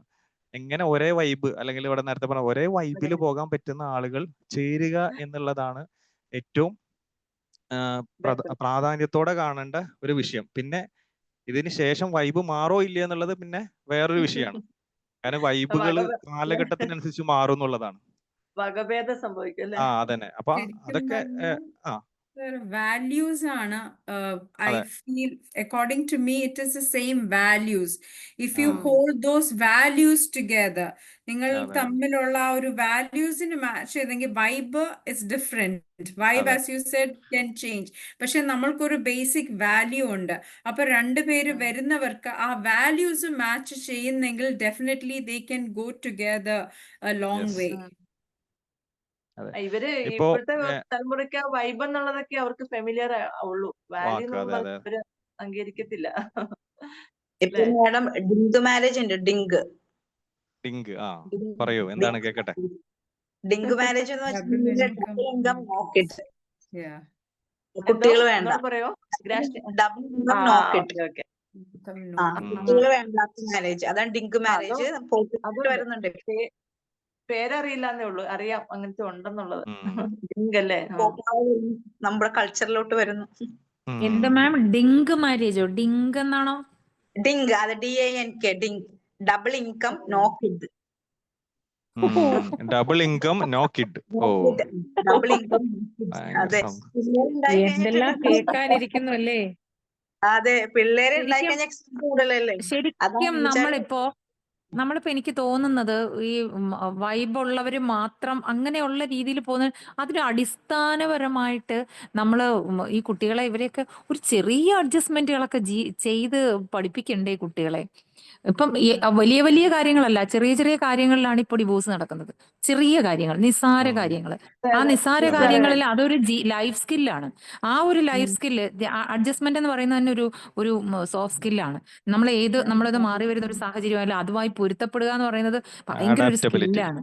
അഡാപ്റ്റബിലിറ്റി. ആ അഡാപ്റ്റബിലിറ്റി ഇല്ലാതെ വരുന്നത് കൊണ്ടാ ഈ എന്റെ വൈബ് അല്ല എന്ന് പറയുന്നത്, നിസ്സാര കാര്യങ്ങൾക്ക് പറയേണ്ടി വരുന്നത് ആ ഒരു അഡാപ്റ്റബിലിറ്റി ഇല്ലാത്തത് കൊണ്ടാണ്. ബേസിക് ആയിട്ടുള്ള സ്കിൽസ് കിട്ടി കുഞ്ഞുങ്ങൾ വളർന്നു വന്നാൽ അവർ ചില സാഹചര്യങ്ങളിൽ വേറെ ബുദ്ധിമുട്ടുകൾ പരമാവധി ഒരുപാട് പേരെ ബാധിക്കാത്ത മറ്റു ബുദ്ധിമുട്ടുകളൊന്നും ഇല്ല എങ്കിൽ അതിനെയൊക്കെ ഒന്ന് തരണം ചെയ്യാനുള്ള ഒരു ആത്മബലവും ശക്തിയും ഒക്കെ ആയിട്ട് ഒരു സ്കില്ലോട് കൂടി ജീവിക്കാൻ കഴിയും പലർക്കും. ആ തരത്തില് പിള്ളേരെയൊക്കെ വളർത്തിയെടുക്കണം എന്നൊക്കെ ഉള്ളത്. പക്ഷെ നടക്കൂല. അത് വേറെ കാര്യം. അല്ല, അങ്ങനെ ജീവിക്കാൻ ഇപ്പൊ നിലവിൽ യാതൊരു സാഹചര്യവും ഇല്ലല്ലോ. കുട്ടികൾ അങ്ങനെ ഒരു സാഹചര്യത്തിലേക്കാണ് വളർന്ന് വീഴുന്നത്. പിന്നെ നമുക്ക് അവർക്ക് അങ്ങനെ വളർത്താനുള്ള യാതൊരു സമയവും ഇല്ല. സത്യം. അഡാപ്റ്റബിലിറ്റി ഇല്ല. വീട്ടില് പോലും ഇപ്പൊ മാരേജ് കഴിഞ്ഞൊക്കെ പറയണ്ടല്ലോ, ഇപ്പൊ അച്ഛനും അമ്മയും മക്കളും ഉള്ളിടത്ത് അഡാപ്റ്റബിലിറ്റി അനുഭവിക്കാൻ കുഞ്ഞുങ്ങൾക്ക് ഭാഗ്യമില്ല. അവരുടെ എല്ലാം അങ്ങ് നടത്തി കൊടുക്കുകയാണ്. അല്ലാതെ അവരൊരു മാറിയ സാഹചര്യത്തിൽ അവരെ ഒന്ന് അഡാപ്റ്റ് ചെയ്യാൻ നമ്മൾ അനുവദിക്കുന്നില്ല എന്നുള്ളതാണ് സത്യം. അതെ, ഒരു വീട്ടില് ഞങ്ങളൊരു ഗസ്റ്റ് ആയിട്ട് പോയ സമയത്ത് അവിടെ ഇങ്ങനെ അവര് തമ്മിൽ ഇങ്ങനെ എന്തോ വാക്ക് തർക്കം പോലെ ഇങ്ങനെ കേട്ടു. അപ്പോ മക്കള് ചോദിക്കുകയാണ്, അതായത് എന്റെ മക്കള് ചോദിക്കുകയാണ്, ഇവർക്ക് ഡിവോഴ്സ് ചെയ്തുകൂടെ, വെറുതെ എന്തിനാ ഇങ്ങനെ ഒരുമിച്ച് ജീവിക്കുന്നത് എന്ന്. അത് ചെറിയ കുട്ടികളാണ്, അവർ ചോദിക്കുകയാണ് ഇവർക്ക് ഡിവോഴ്സ് ചെയ്തുകൂടെ, വെറുതെ എന്തിനാ. അതാണ് അവരുടെ ഒരു കോൺസെപ്റ്റ്. അവരിപ്പോഴേ ഇങ്ങനെ ചിന്തിച്ചു തുടങ്ങാം. അതാണ് ഇപ്പോൾ മുമ്പത്തെ അപേക്ഷിച്ച് എനിക്ക് തോന്നുന്നു ഡിപ്പെൻഡൻസി കുറഞ്ഞു ആളുകൾ തമ്മിൽ. അതിപ്പം ഫിനാൻഷ്യൽ ആയാലും സോഷ്യൽ ആയാലും ഏത് കാര്യത്തിലാണെങ്കിലും എല്ലാവരും ഇൻഡിപെൻഡന്റ് ആയി സ്വന്തം കാര്യങ്ങൾ ചെയ്യാൻ. മുമ്പ് അങ്ങനെയല്ല. എനിക്ക് തോന്നുന്നു നമ്മുടെ ഫാമിലിയിലൊക്കെ എല്ലാവരും തമ്മിൽ അങ്ങോട്ടും ഇങ്ങോട്ടും ഒരു ഏതെങ്കിലും രീതിയിൽ ഡിപ്പെൻഡൻസി ഉണ്ടായിരുന്നു. അതുകൊണ്ടാണ് നമുക്ക് അഡാപ്റ്റബിലിറ്റി കിട്ടിയിരുന്നതും അഡ്ജസ്റ്റ്മെന്റ് ഒക്കെ ചെയ്തിരുന്നതും. ഇപ്പൊ അതിന്റെ ആവശ്യമില്ല.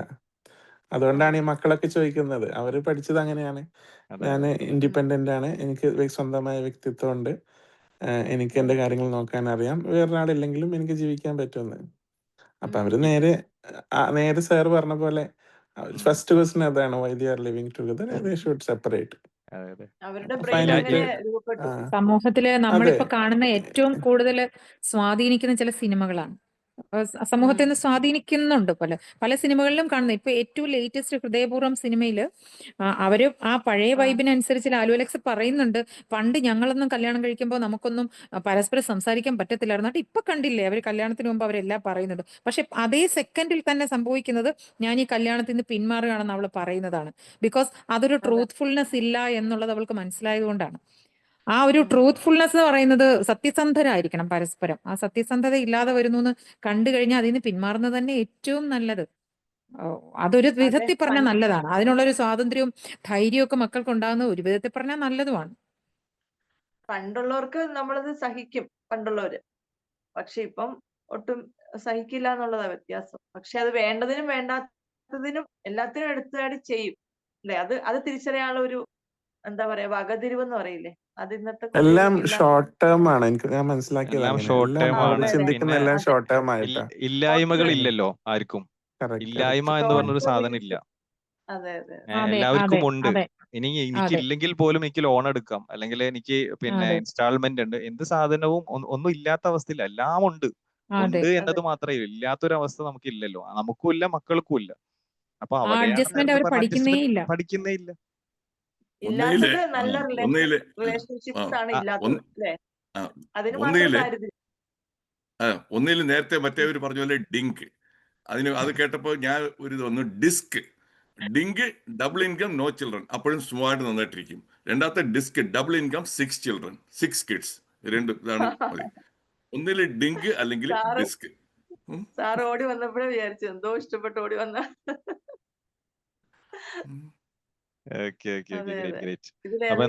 ഇപ്പത്തെ ലേറ്റസ്റ്റ് സ്റ്റഡീസ് പറയുന്നത് കുഞ്ഞുങ്ങൾ കുറയുന്നു എന്നുള്ളതാണ്. ആളുകൾ കുറയുന്നു എന്നുള്ളത് ഭയങ്കര. പണ്ട് ഇത്രയും കോടി 140 കോടി എന്നൊക്കെ പറഞ്ഞ് ജനസംഖ്യ കൂടുന്നതാണ് നമ്മുടെ ലോകത്തിന്റെ അല്ലെ ഇന്ത്യയുടെ പ്രശ്നം എന്നൊക്കെ പറഞ്ഞു. പക്ഷെ ഇപ്പൊ തിരിച്ചാണ്. കുഞ്ഞുങ്ങളെ വലിയ ആളുകൾ പറയുന്നത്, നിങ്ങള് ചെറുപ്പക്കാരോട് പറയുന്നത് കുഞ്ഞുങ്ങൾ വേണം, അത് ഇനി അങ്ങോട്ട് ഹ്യൂമൻ റിസോഴ്സ് ഇല്ലാത്ത അവസ്ഥയിലോട്ട് പോകും എന്നുള്ളതൊരു ഭയങ്കര ക്രൈസിസ് ആയി മാറും എന്നാണ് ആൾക്കാർ ഇപ്പോ പ്രവചിക്കുന്നത്. 2050 ആകുമ്പത്തേനും ഇന്ത്യ വരെ ഈ വയസ്സന്മാരുടെ ഒരു രാജ്യമായിട്ട് മാറുന്ന പറഞ്ഞത്. കാരണം യൂത്തും കുട്ടികളൊക്കെ ഇല്ലാണ്ടാവും. അടുത്ത തലമുറ പറഞ്ഞാൽ നോ കിഡ്സ് എന്നുള്ള ഇതിലോട്ടാണല്ലോ വരുന്നത്. അപ്പൊ കുറെ പ്രായമായവര്, പിന്നെ ഇവിടെ ഉള്ളവര് കുറെ അങ്ങോട്ട് പുറത്തോട്ട് പോകുന്നു. യുവജനങ്ങളൊക്കെ പോയി ഇപ്പൊ തന്നെ മിക്ക വീടുകളും പ്രായവരാണല്ലോ. അപ്പൊ ശരിക്കും ഇങ്ങനത്തെ ഒരു കാലഘട്ടത്തില് കുട്ടികൾ ഇല്ലാത്ത തന്നെയല്ലേ ജിഷ മാം നല്ലത്. കുറച്ച് കഴിഞ്ഞിട്ടൊക്കെ കുട്ടികൾ മതി. കല്യാണം കഴിച്ചിട്ട് ഇപ്പൊ ഭൂരിഭാഗം ആൾക്കാരും 3 months 6 monthsനുള്ളിൽ ഡിവോഴ്സ് ആണ്. And when these people get divorced, ഇന്ന് ഞാൻ കേട്ട ഒരു കേസാണ്. 2 പേര് വീട്ടിലെ നിർബന്ധിച്ചിട്ട് 17 വയസ്സ് കഴിഞ്ഞതും, ഒരു മുസ്ലിം ഫാമിലിയാണ്. 17 വയസ്സ് കഴിഞ്ഞപ്പോൾ അവളെ കെട്ടിച്ച് 1 വീക്ക് കഴിഞ്ഞപ്പോഴേക്കും ഈ ഹസ്ബൻഡ് ആൻഡ് വൈഫ് തമ്മിൽ സെറ്റ് ആവുന്നില്ല. ഒരുപാട് പ്രശ്നങ്ങൾ. കാരണം ആ 2 കുട്ടികൾക്കും ഇഷ്ടമായിട്ടല്ല കല്യാണം കഴിച്ചത്. 1 വീക്ക് കഴിഞ്ഞു, ഇവര് പ്രശ്നമായി, 2 വീട്ടില് മാറി. അത് കഴിഞ്ഞ് വീട്ടുകാരെല്ലാം ഇടപെട്ടു. അവസാനം എന്നാ ശരി വേണ്ട, തലാക്ക് ചൊല്ലാന്നൊക്കെ പറഞ്ഞ് അവര് ഡിവോഴ്സ് ഒക്കെ പേപ്പറൊക്കെ ഒപ്പിട്ടൊക്കെ കഴിഞ്ഞപ്പോ അവർക്ക് അറിയാൻ കഴിഞ്ഞത് ഈ കുട്ടി പ്രഗ്നന്റ് ആണ്. ആ ഒരു 1 വീക്ക്, ജസ്റ്റ് ഇമാജിൻ. ഡിവോഴ്സ്ഡ് ആയി അവര്. What's next? ദ സഫറർ എന്ന് പറയുന്നത് ആരാണ് ഇവിടെ? Ultimately it is A child. കാരണം എന്ന് വെച്ച് കഴിഞ്ഞാൽ ഒരിക്കലും എന്തൊക്കെ പറഞ്ഞാലും, ഇപ്പം പണ്ടത്തെ കാലഘട്ടത്തിലാണെങ്കിൽ ഇന്നാലും എന്റെ കുഞ്ഞല്ലേ എന്നൊക്കെ പറഞ്ഞുള്ള സെന്റിമെന്റ്സ് സിനിമയിലെ പോലെ ആ ലേഡി കുട്ടിയെ നോക്കും. Now you know what this girl is going to do. Abort ആവാനുള്ള എല്ലാ രീതികളും നോക്കാം. ഇനി എബോട്ട് ആക്കാൻ പറ്റാത്ത ഒരു കണ്ടീഷനിലേക്ക് എത്തി എന്ന് ഡെലിവറി കഴിഞ്ഞാലും ഈ കുട്ടീനെ കേസ് ചെയ്ത് ആ കുട്ടിയുടെ എക്സിസ്റ്റൻസ് എന്താവും? I know people who have actually we should say they have dumped the child എന്ന് പറയണം. ഗ്രാൻഡ് പാരന്റ്സിന്റെ അടുത്തും അവിടെ ഇവിടെയൊക്കെ വിട്ടങ്ങ് പോവാണ് അവരെ സ്വന്തം ജീവിതത്തിന് വേണ്ടി. And some people get married. നമുക്കൊരു കുറ്റം പറയാൻ പറ്റില്ല. ആ ലേഡീനെയും നമ്മൾ എങ്ങനെ കുറ്റം പറയുന്നേ? പക്ഷേ ഇവിടെ അല്ലടാ, അൾട്ടിമേറ്റ് പേരൻസിന്റെ കുറ്റം തന്നെയല്ലേ? പേരൻസിന്റെ കുറ്റം തന്നെയാണ്, അങ്ങനെയല്ല ഞാൻ കുഞ്ഞുങ്ങളെ പറഞ്ഞത്. കുറ്റം നമുക്ക് ആ പറയേണ്ട കുട്ടിയെ കാര്യമില്ല. അതാ പറഞ്ഞ ആ പെൺകുട്ടിയെ നമുക്ക് കുറ്റം പറയാൻ പറ്റില്ല. പക്ഷെ സഫർ ചെയ്യുന്നത് ആരാണ് മാം? ഫൈനലി ആ ഒന്നും അറിയാതെ ഉള്ള കുഞ്ഞാണ് സഫർ ചെയ്യുന്നത്. സോ നമ്മൾ നേരത്തെ പറഞ്ഞ പോലെ ജനസംഖ്യ ഇത്തിരി കറക്റ്റ്. കുറഞ്ഞാലും കുഴപ്പമില്ല. പക്ക റെസ്പോൺസിബിൾ ആക്കിയതിന് പാരന്റിംഗ് ശേഷം ആണ്. അതെ, സി നമ്മള് റെസ്പോൺസിബിൾ പാരന്റിംഗ് ഉണ്ടെങ്കിൽ മാത്രമേ അതിനെ പ്രോത്സാഹിപ്പിക്കാൻ പാടുള്ളൂ ശരിക്കും. നമുക്കൊരു കാര്യം അല്ലാതെ കണ്ടാൽ തന്നെ മനസ്സിലാക്കിക്കൂടെ ഇത്രയും അധികം പാരന്റിംഗ് ക്ലാസ്സസിന്റെ ആവശ്യം തന്നെ എന്തുകൊണ്ട് വന്നു? അതെ അതെ. അല്ലേ? പക്ഷെ ഇത് എത്ര ശരിക്കും സൈക്കോളജിസ്റ്റുകളുടെ ആവശ്യം വന്നു? കേട്ടോ, ശരിക്കും സൈക്കോളജി ശരിക്കും ക്ലാസ്സസ് വേണ്ടി വന്നു. വേണ്ടവരിലേക്ക് ഓക്കെ വേണ്ടവരിലേക്ക് എത്തുന്നില്ല പക്ഷെ എന്നുള്ളതാണ് ഇപ്പോഴത്തെ നിലയില്, ഇപ്പോഴത്തെ കുട്ടികളുടെ നിലയിൽ അവരത് അംഗീകരിക്കില്ല എന്നുള്ളത് ഉറപ്പാണ്. പിന്നെ ഇത് തെന്നിയാതെറിച്ച് പോകുന്ന അനുഭവങ്ങളായിരിക്കാം. ഒരിക്കലും പിള്ളേരങ്ങനെ എത്ര ഏത് ഫാമിലിയിലായാലും കുഞ്ഞുങ്ങൾ അങ്ങനെ സമ്മതിക്കുമെന്ന് എനിക്ക് തോന്നുന്നില്ല.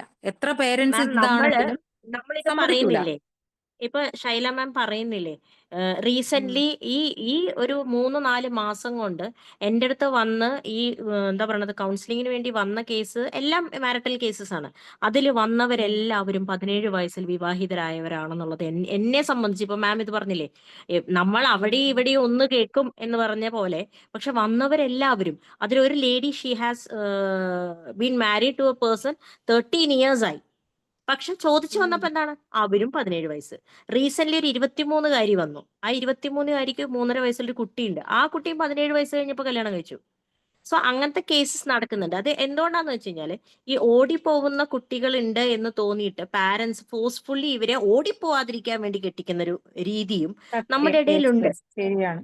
നമ്മുടെ ഇടയിലുണ്ട്. ഓടിപ്പോവാതിരിക്കാൻ ചെയ്യുന്നതാണ് മാം ഇത്. പക്ഷെ ഓടിപ്പോവാതിരിക്കാൻ വേണ്ടി ചെയ്യുന്നത് ഇത് എൻഡപ്പ് ചെയ്യുന്നത് എങ്ങനെയാ? കല്യാണം കഴിഞ്ഞ ഒരു പയ്യന്റെ അല്ലെങ്കിൽ പയ്യനാണെങ്കിൽ പെൺകുട്ടിയുടെ ജീവിതം കൂടി തൊലയ്ക്കുകയാണ്. So I would say everyone should be given enough time. കല്യാണം കഴിച്ചില്ലെങ്കിൽ എന്താ? കല്യാണം കഴിച്ചില്ലെങ്കിൽ കുഴപ്പമൊന്നുമില്ല. ഹാലിദ് സാർ പറഞ്ഞ കറക്റ്റാണ്. പ്രീ മാരിറ്റൽ ക്ലാസ് എന്റെ ഹാലിദ് സാർ ഫ്രണ്ടിന്റെ പറഞ്ഞ പോലെ മകളുടെ യഥാർത്ഥത്തിൽ അർച്ചന മാം പറഞ്ഞത് കറക്റ്റാണ്. എന്റെ ഫ്രണ്ടിന്റെ മോള് ഒരു പയ്യനുമായിട്ട് ഇഷ്ടമാണെന്ന് വെച്ചിട്ട് ഉടനെ പിടിച്ച് കെട്ടിച്ചു. 3 മാസത്തിനുള്ളിൽ ഈ കല്യാണം ഇത് എങ്ങനെ നടത്തിയെന്ന് ഞങ്ങൾ അന്തം വിട്ട് ഞങ്ങൾ ഓടിപ്പോയി. കല്യാണമൊക്കെ കൂടിയപ്പോൾ ഞങ്ങൾ പെട്ടെന്ന് പിന്നീടാണ് അറിഞ്ഞത് ഏതോ ഒരു പയ്യനുമായിട്ട് ഇഷ്ടമായതുകൊണ്ടാണെന്ന്. എന്നിട്ട് ഈ കുട്ടി ഒരു 6 മാസമേ ജീവിച്ചുള്ളൂ. 6 മാസം കഴിഞ്ഞപ്പോൾ ഡിവോഴ്സായി.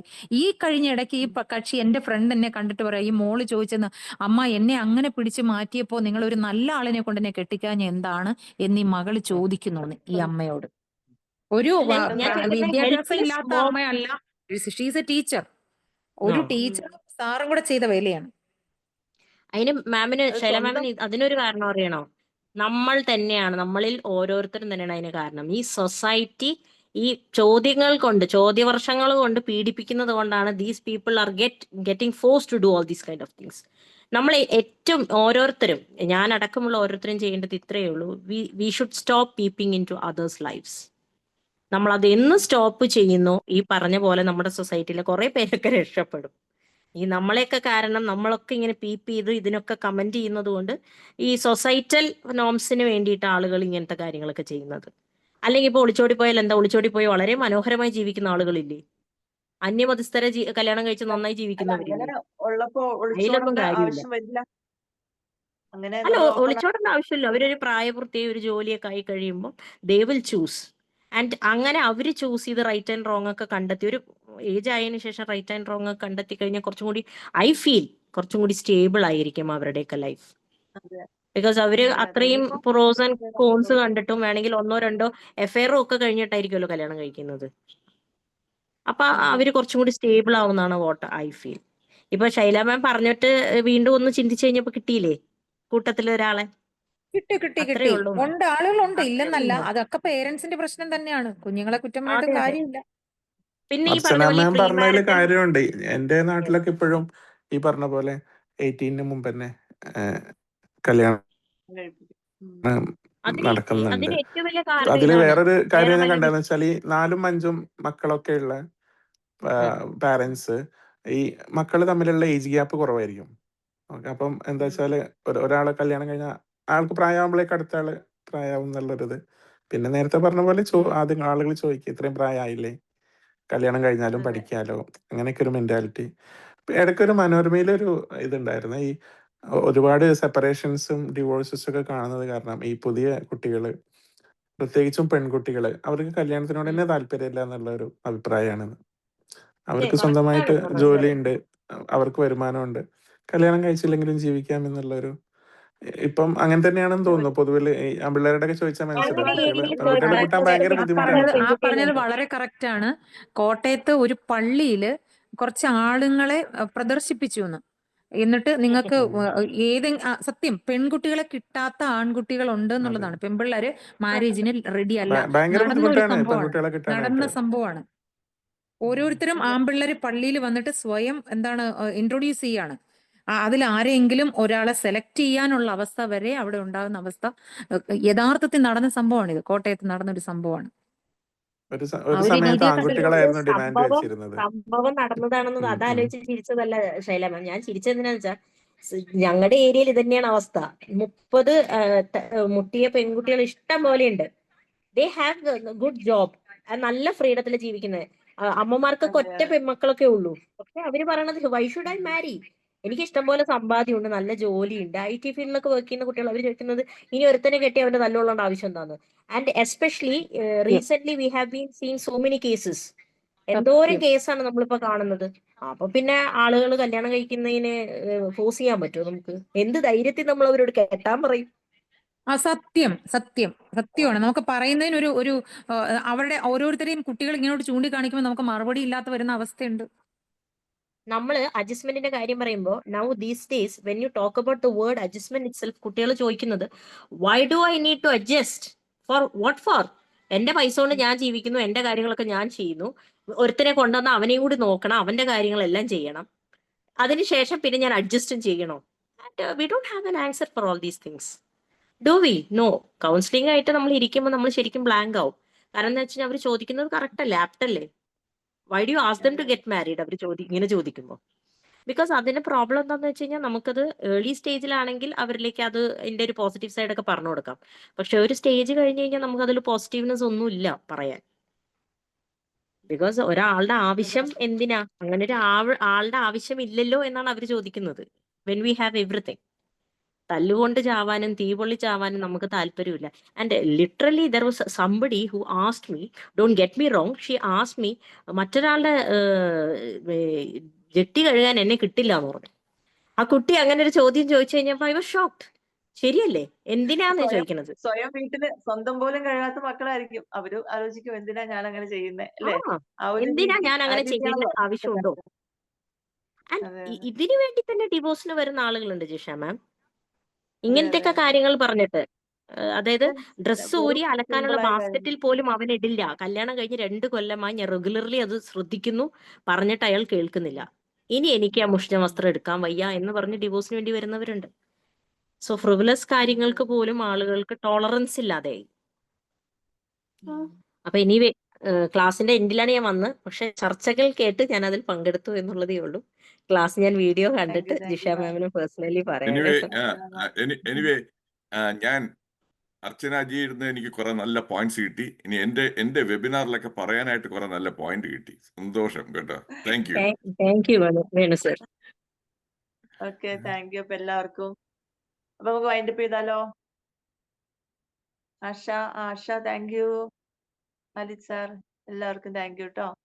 അപ്പൊ വൈൻഡപ്പ് ചെയ്യല്ലേ അർച്ചന മാം? Yes, okay. അപ്പൊ നമ്മുടെ ഈ വെബിനാറിൽ വളരെ ഇൻട്രസ്റ്റിംഗ് ആയ ടോപ്പിക് കൊണ്ടുവന്ന് ഇത്രയും നേരം നിയർലി 1.5 hours എല്ലാവരെയും ഇവിടെ പിടിച്ചു നിർത്തിയ ജിഷ മാമിന് താങ്ക് യു സോ മച്ച്. ഇതേപോലത്തെ ഇനിയും ഇൻട്രസ്റ്റിംഗ് ആയിട്ട് നമുക്ക് എല്ലാവർക്കും കോൺട്രിബ്യൂട്ട് ചെയ്യാൻ പറ്റുന്ന ടോപ്പിക്കുകളായിട്ട് വരിക. And we all will meet in yet another webinar of Wimble academy. അപ്പൊ thank you so much for taking part. ഇനിയുള്ള വെബിനാറുകളിലും ജോയിൻ ചെയ്യുക എല്ലാവരും. Okay. Thank you so much. Good night. Archanaji, if you don't mind, I would like to get your telephone number. Yes, Venu sir. Yes, Venu sir. ഒന്ന് chat ബോക്സിൽ ഇടാമോ? ഞാൻ അമേരിക്കയിലാണ് കേട്ടോ. Okay, fine. Sure, sir. Sure. നമ്മുടെ ഗ്രൂപ്പിലില്ലേ? ഞാൻ കുറേ നാളായി വെബിനാറിന് കയറിയിട്ട്. ഞാനും കുറേ നാളായി ആക്ച്വലി ആ ട്രെയിനർ സ്റ്റോക്കിന് കുറേ നാൾ കൂടിയാണ് ഇന്ന് കയറിയത്. നല്ല ക്ലാസ് ആയിരുന്നു. എവിടെയും നമ്മൾ എത്ര ചർച്ച ചെയ്താലും എത്താത്തൊരു സബ്ജക്ട് തന്നെയാണിത്. ഓരോ ദിവസവും ചേഞ്ച് ചെയ്ത് പൊയ്ക്കൊണ്ടിരിക്കുന്ന ഒരു സബ്ജക്റ്റ് ആണ്. അതിൽ നമുക്ക് എത്ര വേണമെങ്കിലും എങ്ങനെ വേണമെങ്കിലും എവിടെ വേണമെങ്കിലും കൊണ്ടെത്തിക്കാവുന്നത്. എവിടെയും കൊണ്ട് കെട്ടാൻ അതെ. ചിലപ്പോൾ പറ്റിയെന്ന് വരില്ല. എനിവേ അത് താങ്ക് യു എല്ലാവരും സൈലമ. ആക്റ്റീവായിട്ട് പാർട്ടിസിപ്പേറ്റ് ചെയ്തു. എല്ലാവരുടെയും വ്യൂസ് കേൾക്കാൻ പറ്റി. ഒരുപാട് സന്തോഷം. Thank you. നല്ല ക്ലാസ് ആയിരുന്നു, നല്ല പ്രസന്റേഷൻ ആയിരുന്നു. Keep going. Shailama, thank you. Thank you. നല്ല ക്ലാസ് ഓക്കെ ആയിരുന്നു ജിഷ മാം. എന്താ എല്ലാവരും ഇതുപോലെ തന്നെ അർച്ചന മാമും ഒക്കെ ഒരുപാട് കാര്യങ്ങൾ thank you share Priya ma'am. ചെയ്തതിലും പ്രിയ താങ്ക് യു. ഒരുപാട് ഞങ്ങൾക്ക് നന്നായിട്ട് ഇന്ററാക്ട് ചെയ്തു. പ്രിയ മാമിന്റെ ശരിക്കും ചർച്ചയുടെ എൻഡിലോട്ടാണ് ഞാൻ വന്നത്. പ്രിയ മാമിന്റെ അല്ലേ? പ്രിയ മാമ ചർച്ച അതെ അതെ, നല്ലപോലെ തുടങ്ങി വെച്ചത്. ഞാൻ ഇത് ശരിക്കും പറഞ്ഞു കഴിഞ്ഞാല് ഞാൻ വന്നത്. എനിക്ക് ഇങ്ങനെ അവസാനിപ്പിക്കാൻ ഇത് ആക്ച്വലി എനിക്ക് പേഴ്സണലി ഇഷ്ടം നല്ലൊരു റിലേഷൻഷിപ്പ് ആണെങ്കിൽ ആക്ച്വലി രണ്ടുപേർക്കും ഭയങ്കര ബെനിഫിഷ്യൽ ആണ് ഈ ഒരു മാരേജ് എന്ന് പറയുന്ന റിലേഷൻഷിപ്പ്. ഞാനൊക്കെ ഒരു പരിധി വരെ കുറച്ചെങ്കിലും അതൊക്കെ അനുഭവിക്കുകയും ആസ്വദിക്കുകയൊക്കെ ചെയ്യുന്ന ഒരാളുമാണ്. അതായത് രണ്ടുപേരുടെയും കഴിവുകൾ, രണ്ടുപേരുടെയും റിലേഷൻഷിപ്പ്, രണ്ടുപേരുടെയും എന്താ പറയാ ഇക്കണോമിക്കൽ ആയിട്ടുള്ള ബെനിഫിറ്റ്, അതായത് രണ്ടുപേരുടെയും പണം എന്ന് പറയുന്ന പോലെ രണ്ടുപേരുടെയും പണവും സ്വത്തും കഴിവുകളും റിലേഷൻഷിപ്പും എല്ലാം നമുക്ക് രണ്ടുപേർക്കും ആയിട്ട് കിട്ടുന്നുണ്ടെങ്കിൽ ഇതൊരു വണ്ടർഫുൾ ഒരു സംഭവമാണ്, ഇതൊരു സ്വർഗമാണ് എന്ന് നമുക്ക് പറയാൻ പറ്റും. അല്ലെങ്കിലാണ് നമ്മൾ ഈ സൈക്കോളജിസ്റ്റ് ഒക്കെ ആയതുകൊണ്ടായിരിക്കും ഒരുപാട് പ്രശ്നങ്ങളല്ലേ നമ്മൾ ഒരുപാട് കേൾക്കുന്നത്. ആക്ച്വലി ഇത് നല്ല രീതിയിലാണെങ്കിൽ വളരെ നല്ലൊരു ഇൻസ്റ്റിറ്റ്യൂഷൻ എന്നോ ഒരു എന്താ പറയാ ഇതൊരു വലിയൊരു സംഭവമായിട്ട് തന്നെയാണ് എനിക്ക് ഇതിനെ കാണാൻ പറ്റുക. പ്രിയാജി ഒരു കാര്യം പറഞ്ഞേക്കാം. അതായത് പണ്ട് ഒരു 50 കൊല്ലത്തിന് മുമ്പ് വന്നൊരു സിനിമ ഉണ്ട്, നിങ്ങളെല്ലാം അന്ന് ജനിച്ചു പോലും കാണത്തില്ല. അതിന്റെ സിനിമയുടെ പേര് കോഷിഷ്, ഹിന്ദി സിനിമയാണ്. അതില് ഹസ്ബൻഡ് ആൻഡ് വൈഫ്, ഒരാള് ഡെഫാണ്, ഒരാള് ഡംപാണ്, സുഖമായിട്ട് ജീവിക്കും സന്തോഷമായിട്ട്. ഒരാൾ ഡെഫും ഒരാൾ ഡംപും ആയി കഴിഞ്ഞാൽ പിന്നെ ഒരു പ്രശ്നവും ഇല്ല. നേരത്തെ പറഞ്ഞ ആ കാര്യത്തില് എല്ലാം മ്യൂച്വൽ ആണെങ്കിൽ കുറെ നാളത്തേക്ക് നിലനിൽക്കുന്നതാണ് ഞാൻ മനസ്സിലാക്കിയിട്ടുള്ളത്. അതേസമയം ഇൻഡിവിജ്വൽ ഗോൾസ് ആവുമ്പോഴാണ് ഈ ഈഗോയും അതുപോലെ കോൺഫ്ലിക്ട്സും ഒക്കെ വരുന്നത്. അത് അപ്പം രണ്ടുപേർക്കും ഹസ്ബൻഡ്, എനിക്ക് തോന്നുന്ന പാർട്ട്നേഴ്സ് മാത്രമല്ല, ഏത് റിലേഷൻ ആണെങ്കിലും, നമ്മളിപ്പോൾ ഒരു വർക്ക് പ്ലേസിലാണെങ്കിലും ഏത് തരം റിലേഷൻ ആണെങ്കിലും എവിടെയാണെങ്കിലും മ്യൂച്വൽ ആയിട്ടുള്ള കാര്യങ്ങൾ നല്ല രീതിയിൽ മുന്നോട്ട് പോകും. ഒരു സേയിങ് ഉണ്ടല്ലോ, നമ്മള് ഒറ്റക്ക് ഓടണമെന്നുണ്ടെങ്കിൽ നല്ല സ്പീഡിൽ ഓടുക, അല്ല നല്ല സ്പീഡിൽ ഓടുന്നുണ്ടെങ്കിൽ ഒറ്റക്ക് ഓടുക, ഒരുപാട് ദൂരം ഓടണമെന്നുണ്ടെങ്കിൽ ഒരുമിച്ച് ഓടുക എന്നുള്ളതാണ്. അത് പാർട്ട്നേഴ്സ് തമ്മിലും അത് തന്നെയാണ്. ഒരുമിച്ച് മുന്നോട്ട് പോയാൽ കുറെ കാലം മുന്നോട്ട് പോകും. അല്ല എന്റെ കാര്യങ്ങളാണ് വലുത്, എന്റെ നേട്ടങ്ങളാണ് വലുത്, ഞാനാണ് വലുത് എന്ന് രണ്ടുപേരും ചിന്തിച്ചാൽ ഷോർട്ട് ടൈമിൽ നേട്ടങ്ങളായിരിക്കും, പക്ഷെ ലോങ് ടൈമിൽ അത് നിലനിൽക്കില്ല. Thank you ma'am. സാറിന്റെ ഈ നല്ല വാക്കുകളോടുകൂടി സെഷനായിരുന്നു. Shall we end this? Time ഒരുപാട് നമ്മൾ അതിക്രമിച്ചിരിക്കുന്നു. So we will get back in another webinar. Okay, thank you so much. Okay, thank you. Good night.